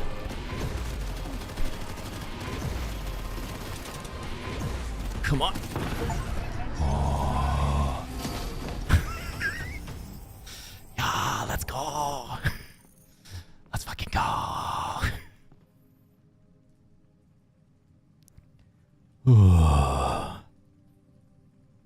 Okay. Just need a breather. Deal 30% more damage to the last enemy that killed you. Well, that's useless to me now because the last enemy that killed me is dead. Pick this up, pick this up. Is that everything? Move out of the way. Okay, let's freaking go. What's this? Oh, okay. Nice. Alrighty. Turret. Mine now. Okay. Not far into our last expedition, Tristan burst into flame after touching one of those brine green cubes. Yet the flames did not bite him, nay, they rather seemed to follow his every whim. But even that could not save him, nor Dylan either for that matter. Frankly, I barely made it out myself. Came back to camp crestfallen and bruised. Could not believe my eyes when I found Tristan fast asleep in his tent with nary a scratch. Oh, so they're discovering the power-ups, discovering the reincarnation stuff. Okay. No problem, no problem. Just means we're progressing. Okay, so I believe this is the second boss that we have to kill for the dare drop. But we'll see how that goes. Somebody's growing a damn garden in here. You'll have the leisure time to go and go like, I'm gonna plant stuff on the second level. Gonna build myself a little fortress here. I'll show you. Alright. New enemies? Ooh, new enemies. Ooh. What the hell are those? What the Sam hell? Ooh, I don't know if I like those.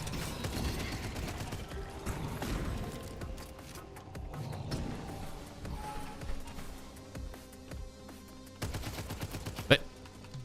Can you come up here?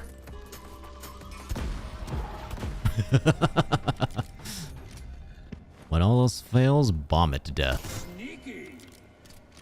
What is this surge fissure thing? Okay, so this is a jump pad. No treasure that I spy, at least.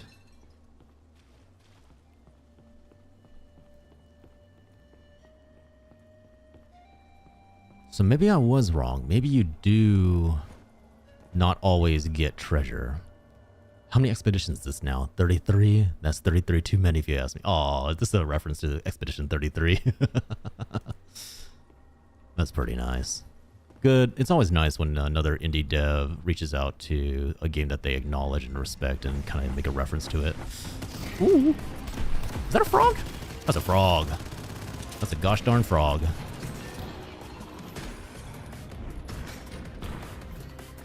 Is that yellow piss? What is wrong with you? Why can I not? Oh.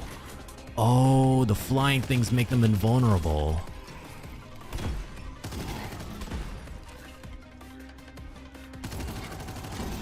Ooh. And those blow up. Good to know. Okay. So the flying things make the ground ones invulnerable. And and the little ones blow up as well, so I gotta keep an eye out for that.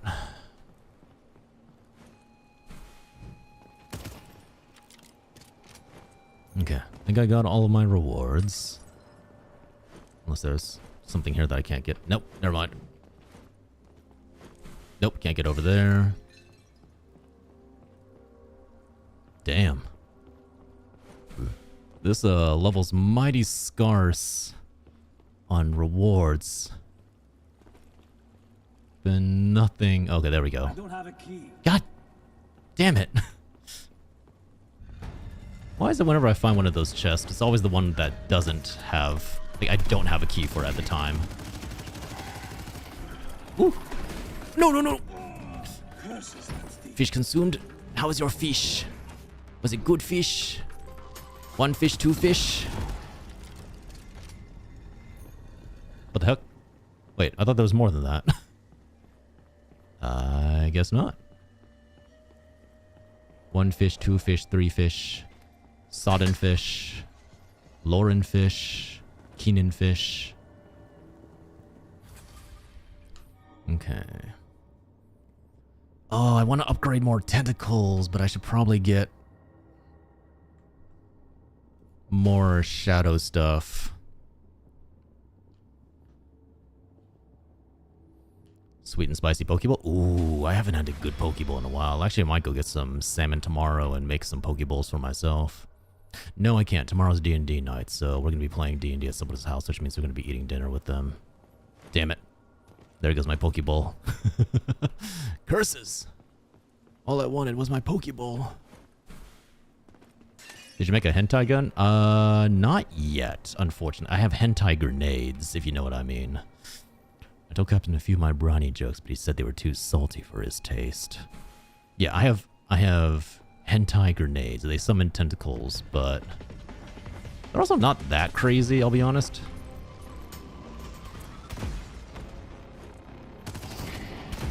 Woo! Damn it! Fell off the edge. Not again. Oh my god. You're joking. I need to stop falling off. I need to stop falling off.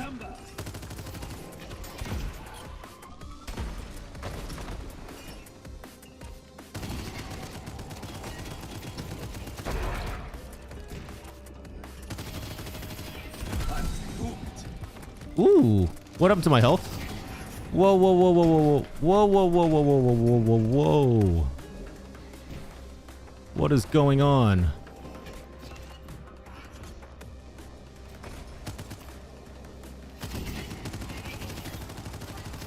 Oh, damn it. Oh my god. The amount of times I have fallen off is actually insane. That's actually so bad. I've lost so much health in this one level. Would your tentacle save me? No, it did not, unfortunately.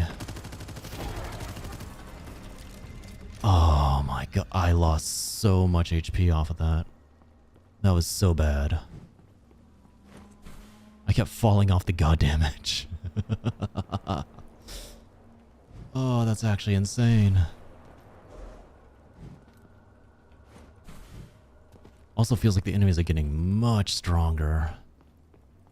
Maybe I should have put shadows on my right click instead. I think left click would have been better for like slowing and things like that. Oh well. You live, you learn. I might even use my syringe here just to make sure I don't die. Zewo! Zewo! How are you, Zewo? Hope you're doing well.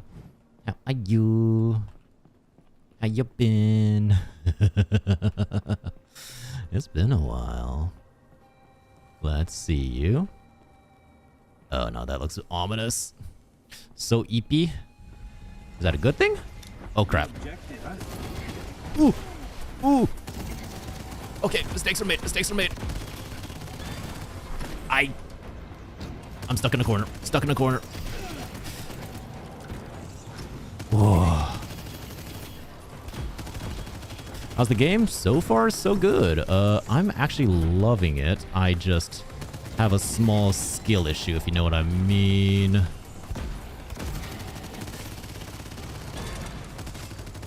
Oh god. I take it back. It's a really big skill issue. It's a really, really big skill issue. It's a really, really big skill issue. Horrendously bad, in fact. Nobody puts John in the corner. The wifey tends to disagree.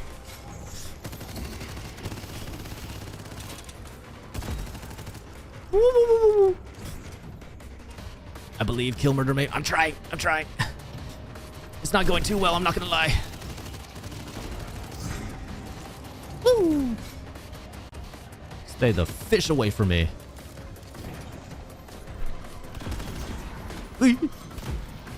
Nope, nope. No blowy up. No blowy ups. Stop blowing up on my ship. Ow. Shit.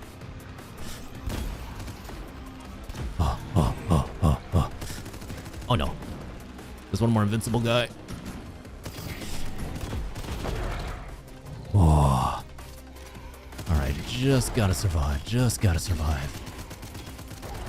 Just don't do dumb things. Like getting too close to that guy. Whoa.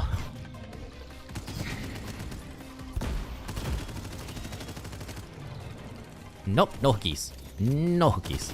Don't Tom Kench me. Whoa. Reminds me a little more of Remnant, a little more fast-paced though. I actually never played Remnant. What is it? I saw a lot of people talking about it, but I've never actually played it. It might be the gun. The gun has like, I think the atmosphere of it has like that very heavy eldritch feel to it. Man, Zero, hope you're doing good. Gotta go permanently? Hey, no worries, Saga. Appreciate you dropping on by. Think you might like it. Here's the problem, Zero, though. I gotta find someone to play it with, you know? It doesn't really seem like the kind of game that I can play on my own. I could lay around with you? Yeah, sure, maybe. Need to find time to set up proper groups, game sessions, I guess. Oh my god, everything in its mother wants to blow up in my face. Why? Why are you all so suicidal? And not in a good way.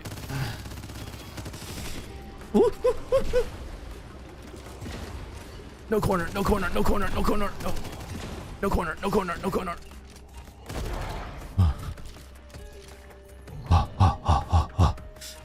Whoa. As in, saying crossfire PvP. Is that a good thing or a bad? Oh no.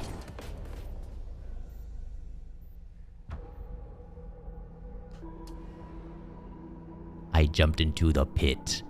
I died to the pit. Are you fucking serious? Hi, SCP. Hope you're doing well.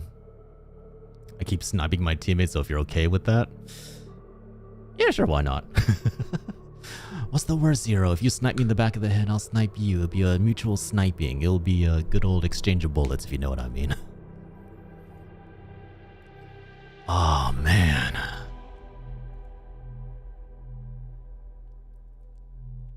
Yeah. It's just PvP, right? You shoot me, I'll shoot you. We don't need to worry. We don't need to worry about the enemies. We'll just shoot each other in the back of the head. It'll be great. It'll be lovely, I assure you. Not too bad, though. We got the melee elite. We got the kill the first boss. I think we do one more run before we call it a night. But yeah, I'm liking it. This gun feels nice. Let's see what the shotgun feels like. So, shotgun.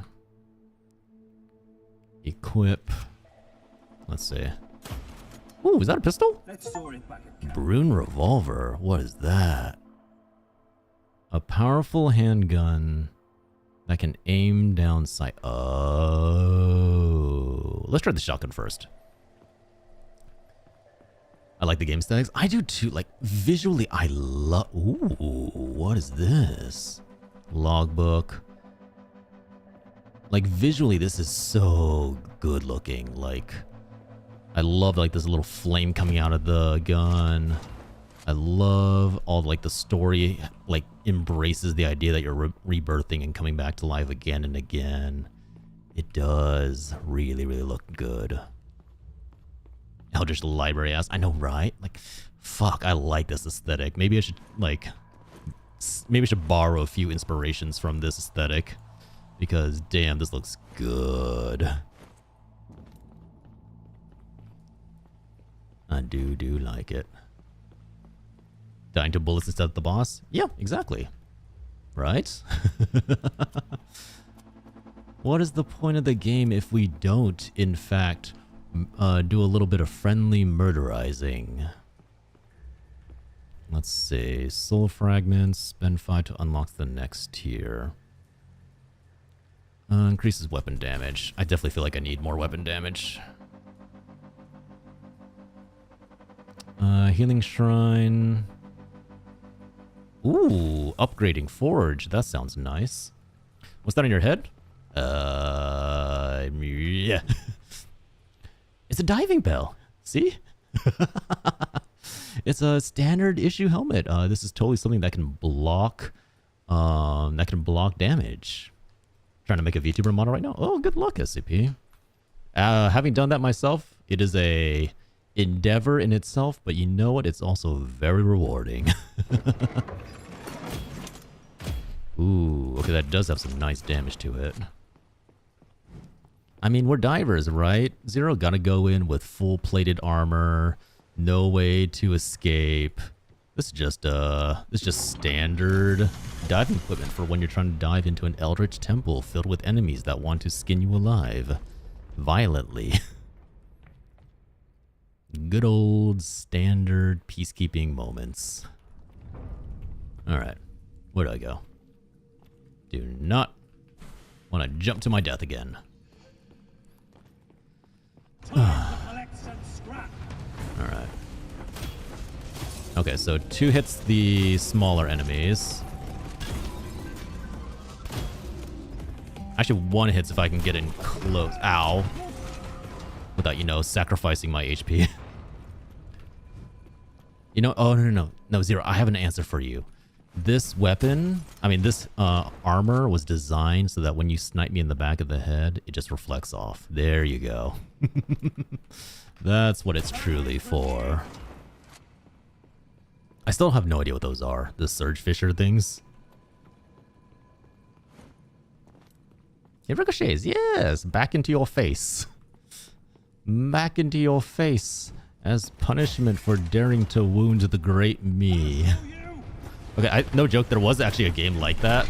I forget what it was called, but legitimately there actually was like a game that had like a helmet that could ricochet friendly fire. I think it was it Helldivers? No, it was something else.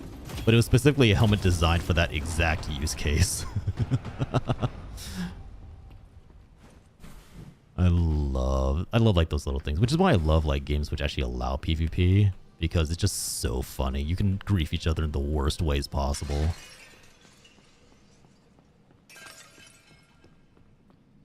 All right. No key. No key means no reward, means fuck all. Okay. I actually kind of miss... I got to get a crew together to play some more Helldivers because those were good times. Oh, I haven't played Helldivers in like pretty much since the Sony drama, and I kind of miss it. Like, those are some good old fun times. Just you and a couple mates running around with a bunch of monsters on your ass looking to murder you. Ooh, key. Yeah, exactly. Ooh, okay, those are really good then. Blood. I think blood on the primary fire sounds pretty good. But yeah, I do miss some good co-op times. Let's put that on the ability. So now my grenades will inflict shadows, which means they increase damage. So yeah, now we have a nice combo. This is how we should have set it up the first time around. I just got shadows first and got too excited. Ooh, hello. Another cave-in. All right. Lore. We don't have time for lore. We're here to smash monsters and grab treasures. And I'm all out of treasures. So we're just smashing now. Woo-hoo.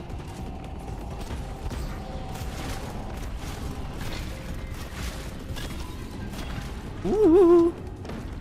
What's this? That looks fun. No idea what that does, but it looks fun. We smashing monsters? Yes. Moo, have you ever known me to say no to smashing monsters? I am a proud monster smasher. Here, we always make sure to smash them monsters. Upgrade your weapon or ability. Ooh, upgrade my weapon, you bet your ass.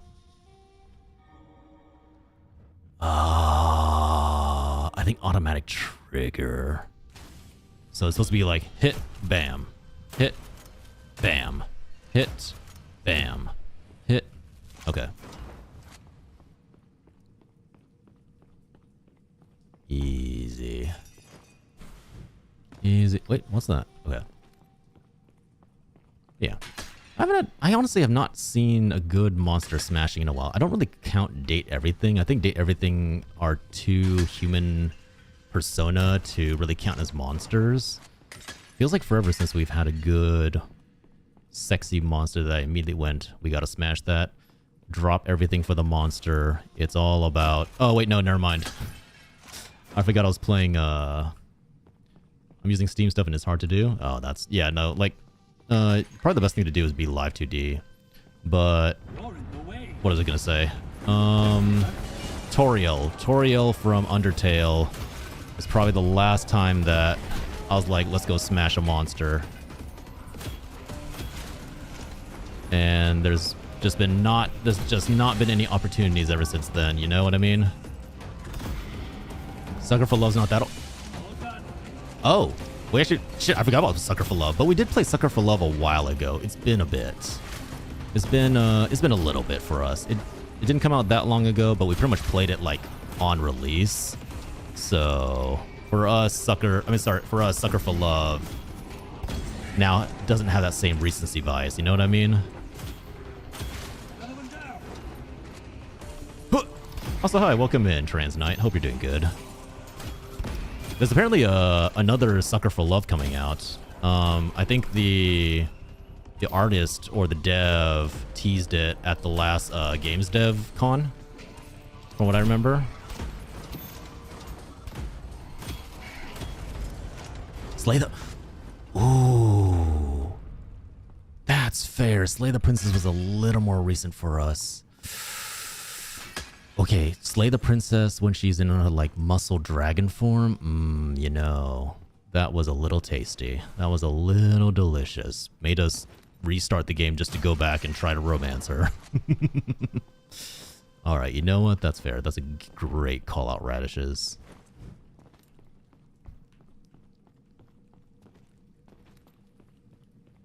Man, I'm trying to like roll back in my head to what other monsters I've said I want to smash.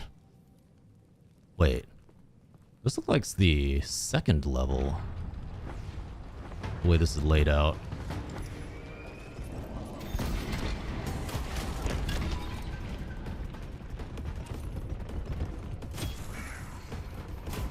Ugh. What else? Someone refresh my memory. What other monsters have we been dying to say hello to?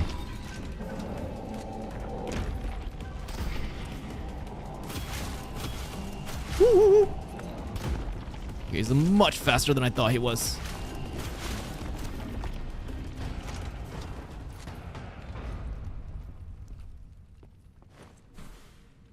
Do do do do do. Do do do do. I'm not gonna lie, I feel like a lot of people are like super down bad for Undertale characters, but so far, Toriel is the only one that I've really seen that has been attractive to me. Oh my god, there's a ping system. Oh no. Go, go, go, go, go, go. Oh, that's gonna get real annoying in co-op. Oh, the potential.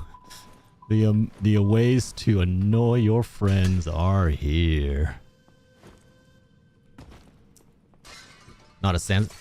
Maybe I just haven't met enough of Sans. He seems more like the bro I'd go like smoke a blunt with, you know? Like the kind of chill dude that I'd be like, hey Sans, you want to hang out this Friday? Yeah, sure. Let's go, bro.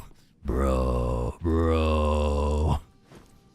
He beats you up? I haven't fought him yet. I know you can fight him, and I heard his fight's one of the hardest, but I have not fought him yet. That is eventually.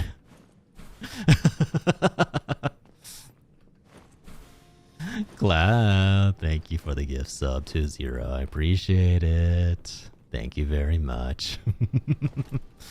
But yeah, it's my first playthrough through Undertale, and I'm currently doing, I guess, what they call the neutral route. What is it? I accidentally killed a single monster, and now everybody's acting like I'm a mass murderer who slays everything I meet, who eats children, drinks the blood of my enemies. I'm like, damn it. Dodge rolling the ads, yeah. I'm not gonna lie, John, I think it's strange people like adoptive mom tutorials so much. Starry, do I have to remind you that I'm into older women?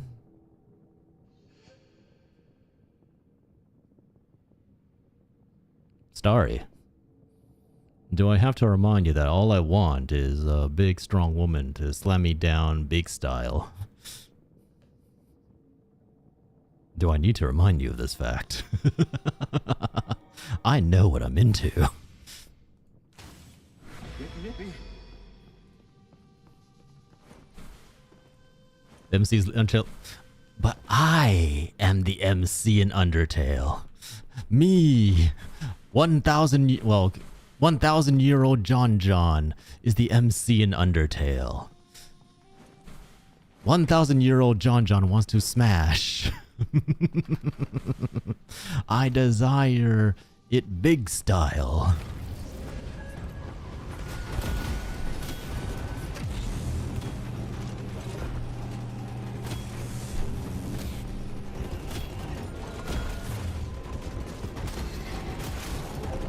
I wonder if I can just kill it while avoiding these little minions.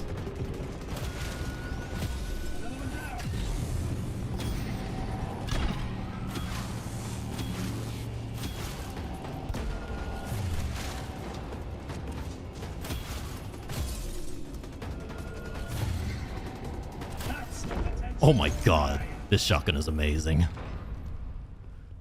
Support +1, yes, thank you, Zero, I appreciate it. You know what side to be on, I love it. John's Orland tutorial, so is he robbing the cradle? Hey, now hold on, let me have my fantasy, damn it, don't you ruin it with logic. Don't you ruin this with logic for me.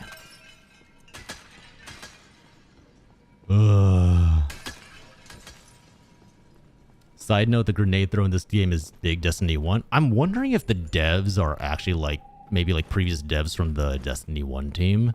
Because I am starting to agree, there actually is a lot of this similar feeling, especially the dash.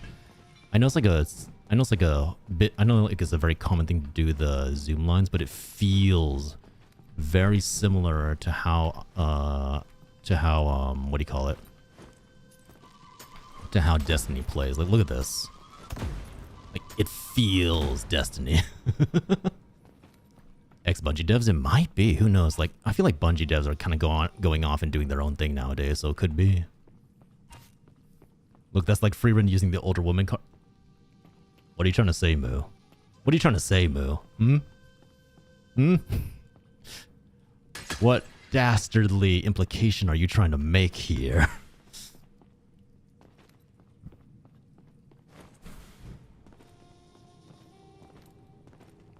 Allow me the fantasy of meeting an older woman who slams me down big style. Ooh, continuous blood. Hemorrhage deals up to 100% more damage the closer you are to enemies. That sounds really nice. Blessed again. Nothing? I bet. I bet it's nothing with your little smug Eden face. Waiting on John 1.0. What John? Oh, you're right. I gotta get the older version before I start hitting on older women. You're right. Got to take advantage of my naturally good looks that are coming through on the 2.0 version to really lay the moves on the cougars is what I'm hearing. You're right. That's an excellent, marvelous point.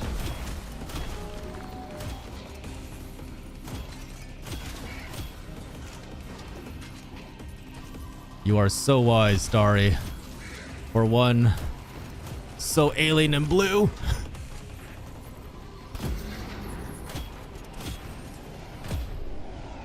Whoa. Woo. Ooh, and that's why I'm liking this game. Seems fun for a few runs for a Destiny. Yeah, exactly. Like, if you're like looking for that old Destiny 1.0 feeling, honestly, not gonna lie, you might be able to capture that with this game. It has some really good movement. Like, here, let me see if I can do this. Like, if you use the right click of the gun, you can actually get some good distance on this. Like, hold on. Huh. Yeah. I can definitely see like some people like speed running the shit out of this.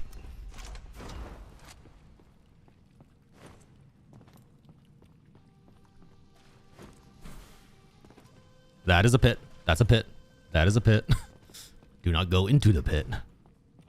Have to go EP? No worries, Zero. Thanks for dropping on by. It's good to see you again. And I will drop by the next time I see you go live. I keep seeing you go live and then I'm like, shit, I gotta go to my meeting. No. And then I forget and like come back. I'm like, no, Zero's already done. Stream longer, Zero. I need you to be live for longer so I can go and lurk. Why aren't you streaming for 24 hours? Starry just wants Destiny. I mean, I think there's a lot of people who just want like old Destiny. Ooh.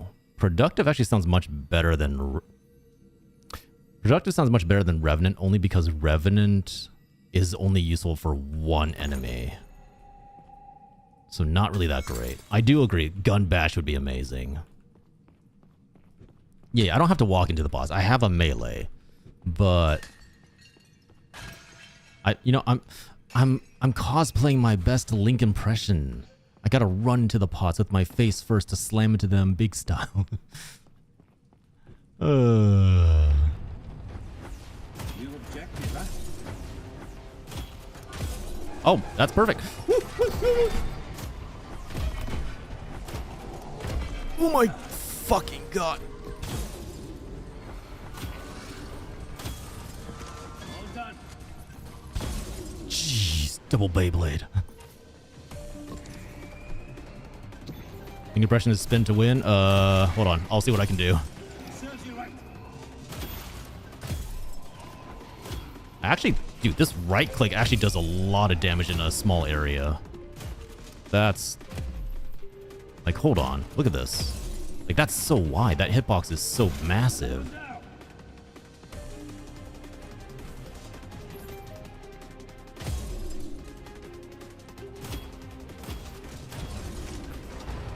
Spin to win. Okay, hold on.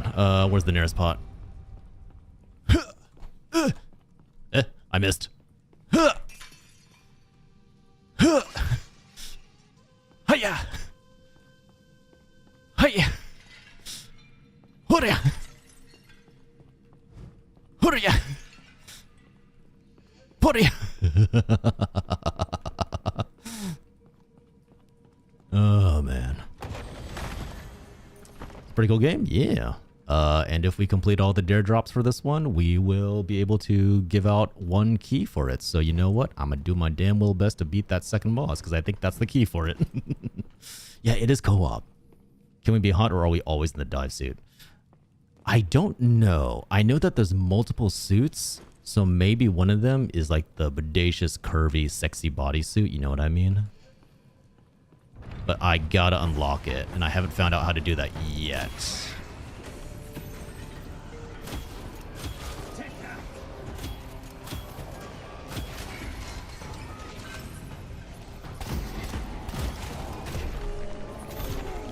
Ow. What hit me? Right, take it. Oh, I forgot that being hot is one of Starry's game requirements. You know, it's a good requirement. Honestly, I stand behind her and supporting her in this statement. What is a game but a way to make yourself look good looking? What is a game but a way to really get your goon on, if you know what I mean? Damaging the blood orb deals 200% of that damage to the enemy that spawned it. Okay, interesting.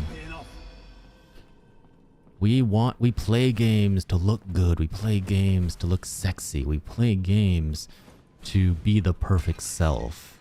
So what is a game but a chance to cosplay? That's why Dungeonborn was so good for that for real. Yeah, that's fair. That's fair, absolutely. Oh, hey, boss. Let's go. First boss. Easy peasy time. Lemon squeezy. I can't get into the upgrade room, so we're going to have to keep on moving. Definitely seems like starting with a key might be a good way to start off a run in this game because, damn. Look like people use a lot of keys. Okay. Strange Brigade with John John? What's Strange Brigade? I feel like we've talked about this, but I have no idea what it is. Ooh, ow. Did not have to take that hit. I did not need to take that hit either. I'm messing up. How am I doing so badly?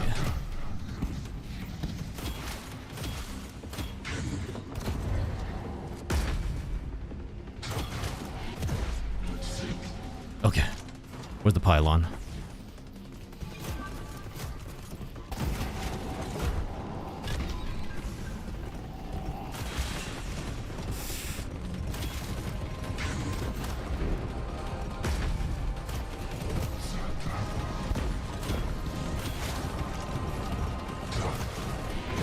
I should not have walked that close.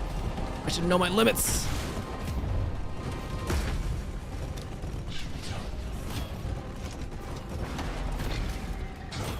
Woo! Almost walked into the death zone. I did walk into the death zone.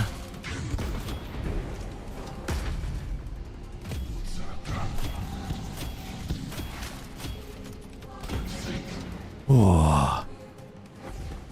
Is the 4-player co-op or mummy? Oh, okay. I'm actually down for that, honestly. That sounds like a lot of fun. Oh god. Damn it.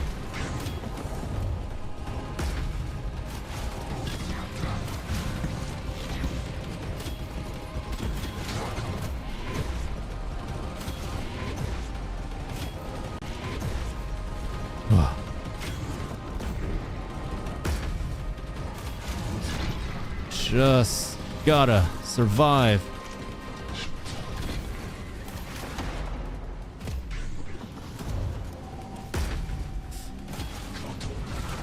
Ooh. This guy does this. Ow.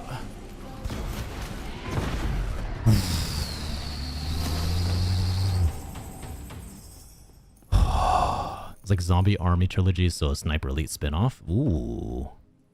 Automatically upgrades the next upgradable blessing you pick up. That sounds pretty good. I like. Smash this. It's from the same player as people as Sniper Elite, just more silly. Wasn't Sniper Elite already very silly? I feel like Sniper Elite was already like insanely silly. You winner, we got it. Winner, winner, chicken dinner. I'm slowly learning. Was there no chest or anything in there? Damn. All right. I'm down to play that. That actually sounds really fun. Send me a link and then I'll take a look at it on Steam. Whoa. Okay, so now this part. This is the hard one. This is the area where I got trashed last time. Oh, there's always more.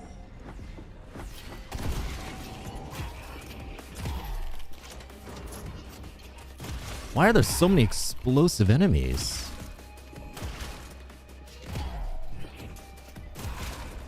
Ooh. Okay. Alright, okay. Spin. Spin to win. Alright, wait. Blessings? Chest? Anything? Nothing? Nothing for daddy? Nothing at all? Oh, god damn it. Oh, where's my upgrades? I desire them. I need them.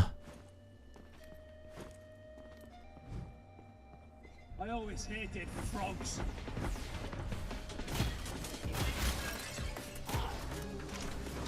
All right. Woo! Hi. Stupid Espandios. Stop trying to blow me up.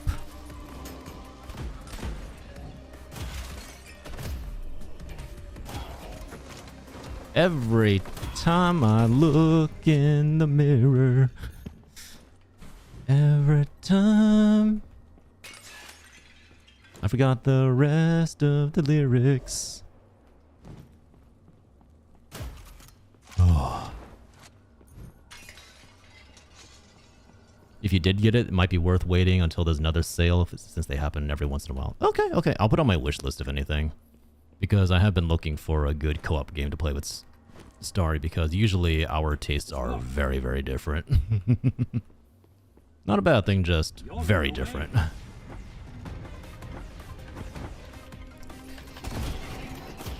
Okay, you sons of bitches.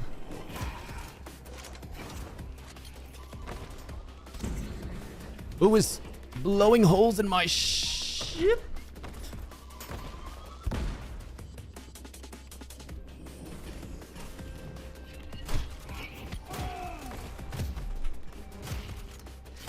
No.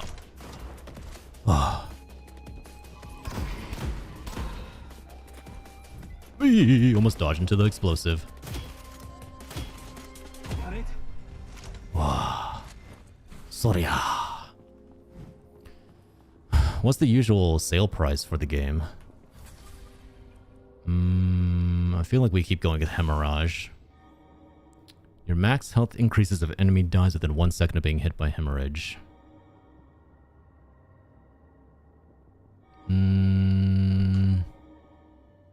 Red-blooded might be nice just to make sure I survive because this area is getting really tough. Okay. First elite of the area. Which probably means he's a little bit bonkers. I think my charm also broke, so need to keep that in mind. Oh, God. Your focus. Oh, oh, Nelly! Oh, Mother of God! Oh, Mother of Jesus Christ! Everyone and their mother just popped out of the woodwork.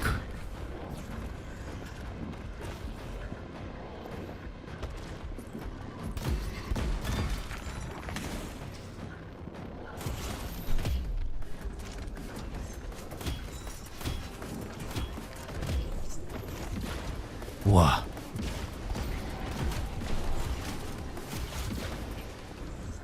Whoa.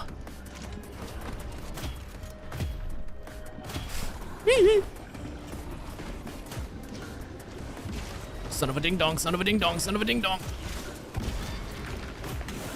Okay, where's the last spawner? Strange Brigade is usually $49.99, but I think I got it when it was only on sale a while back. Okay, good to know.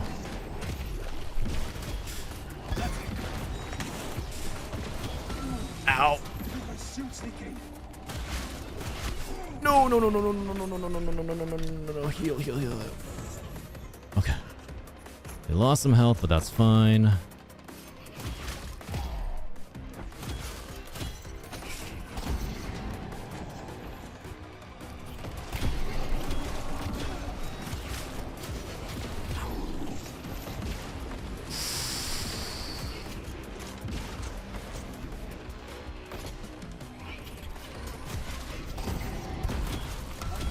Oh, God damn it. That big guy's gonna get me killed.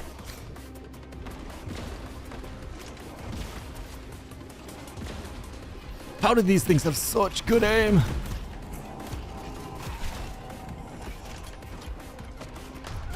Ow. Ooh.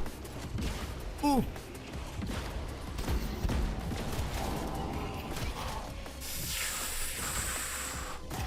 One after the other.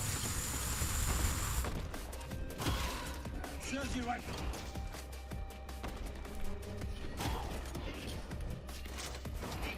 Oh, you.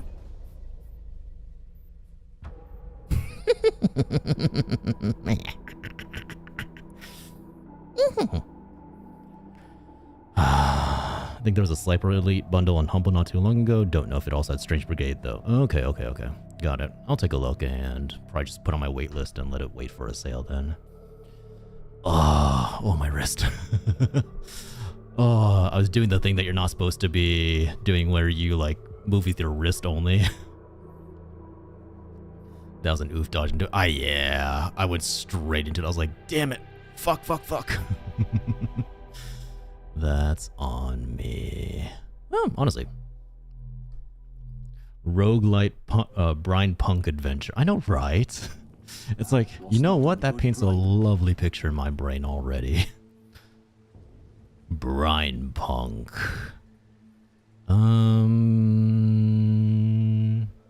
Honestly, what is it? Keys seem very useful, so I'm just gonna start a run with 2 keys every single time.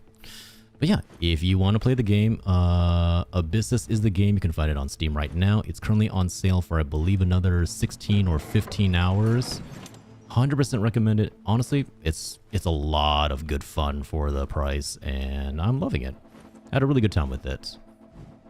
I'm going to submit the dare drops later today, and then we'll see what keys we get. If we get enough ones, I'll do a little bit of a giveaway for a future stream and kind of see who wins them, and we'll see who desires the key. It's honestly really fun. Brine punk makes me think of BioShock. I think that's like, it falls in the same category, like that steampunk-esque mixed with aquatic and nautical elements. So I think BioShock would fall under brine punk. It's brilliant though. Just like I think here's the thing, right? It's such good marketing to call it brine punk, because every single review I've seen of the game has used that word. They always go like, oh yeah, calls itself brine punk, or like ABYSSUS is a brine punk. Like, you're very much dialing in your marketing that way. Yeah, there you go. Thank you, Starry. 21.24 instead of $25. Believe me, it's worth it. I miss BioShock. Me, I do too. The good days of when Bethesda... Was that Bethesda? That might not be Bethesda. BioShock was a great series with great storytelling. I personally loved all of them. I know people kind of give BioShock Infinite slack, but I loved it. I loved the storytelling for every little bit of it, and I was very, very happy I got to play all 3.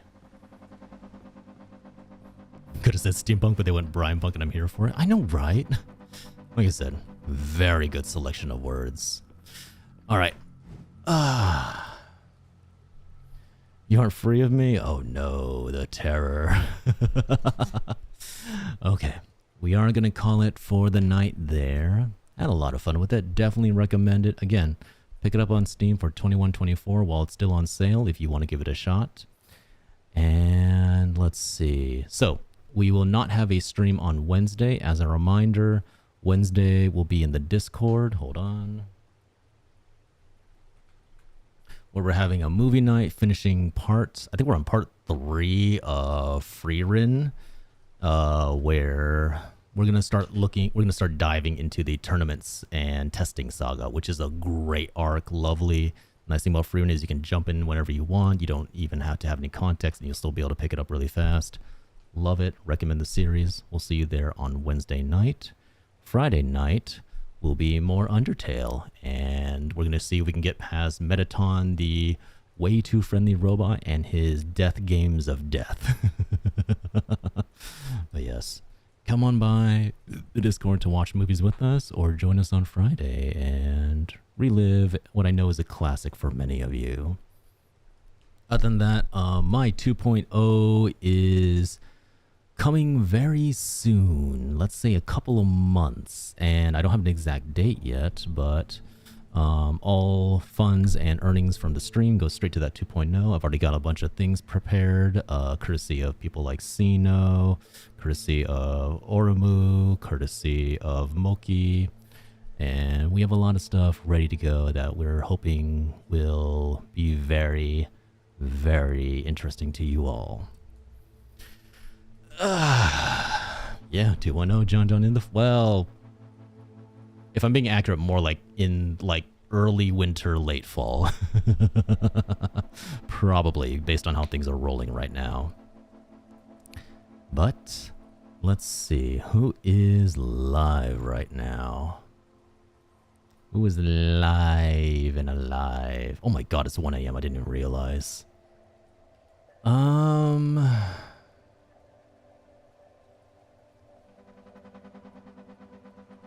Oh, Fisani is having a birthday. You want to go say hi to Fisani?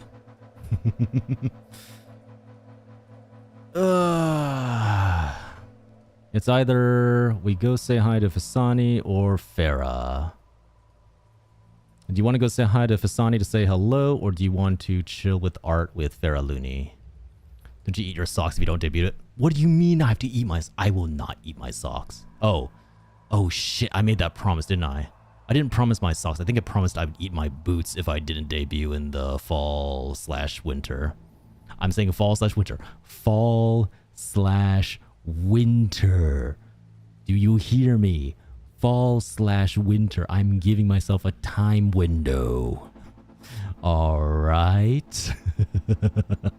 This is me playing it safe. I don't want to eat my boots. I had to eat boots once and it wasn't very tasty. Boiled leather is not good to the mouth feel, if you know what I mean. Okay? Alright, if we're gonna go say hi to Fisani, let me make a really quick custom message.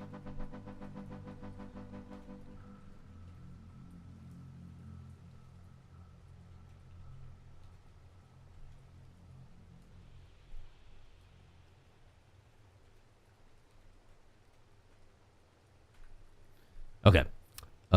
First one for followers. And let's do this one for subscribers. Grab whichever one you prefer to use. Please make sure to stay for the raid. We're gonna drop on by to say hi to Fisani, wish her a very happy birthday, and helps to register you not only as a viewer, but to say hello and be polite. You know how it is, all right? I will see you guys Wednesday night in the Discord, and if I don't see you then, on Friday, as a reminder, while I may not update my socials very, very often, it is probably one of the better ways to, on YouTube and TikTok, to see little clips of the streams. Maybe you guys are featured in them. Technically, Saga was actually featured in the last clip, and my Instagram as well, and then Twitter. Twitter for, like, basically at this point, Twitter is mostly like my brain worms unleashing themselves. So if that's your kind of thing, go follow me on Twitter. Yeah, twice. All right. Take care, everyone. Sleep well. Enjoy your night. I will see you guys on Wednesday.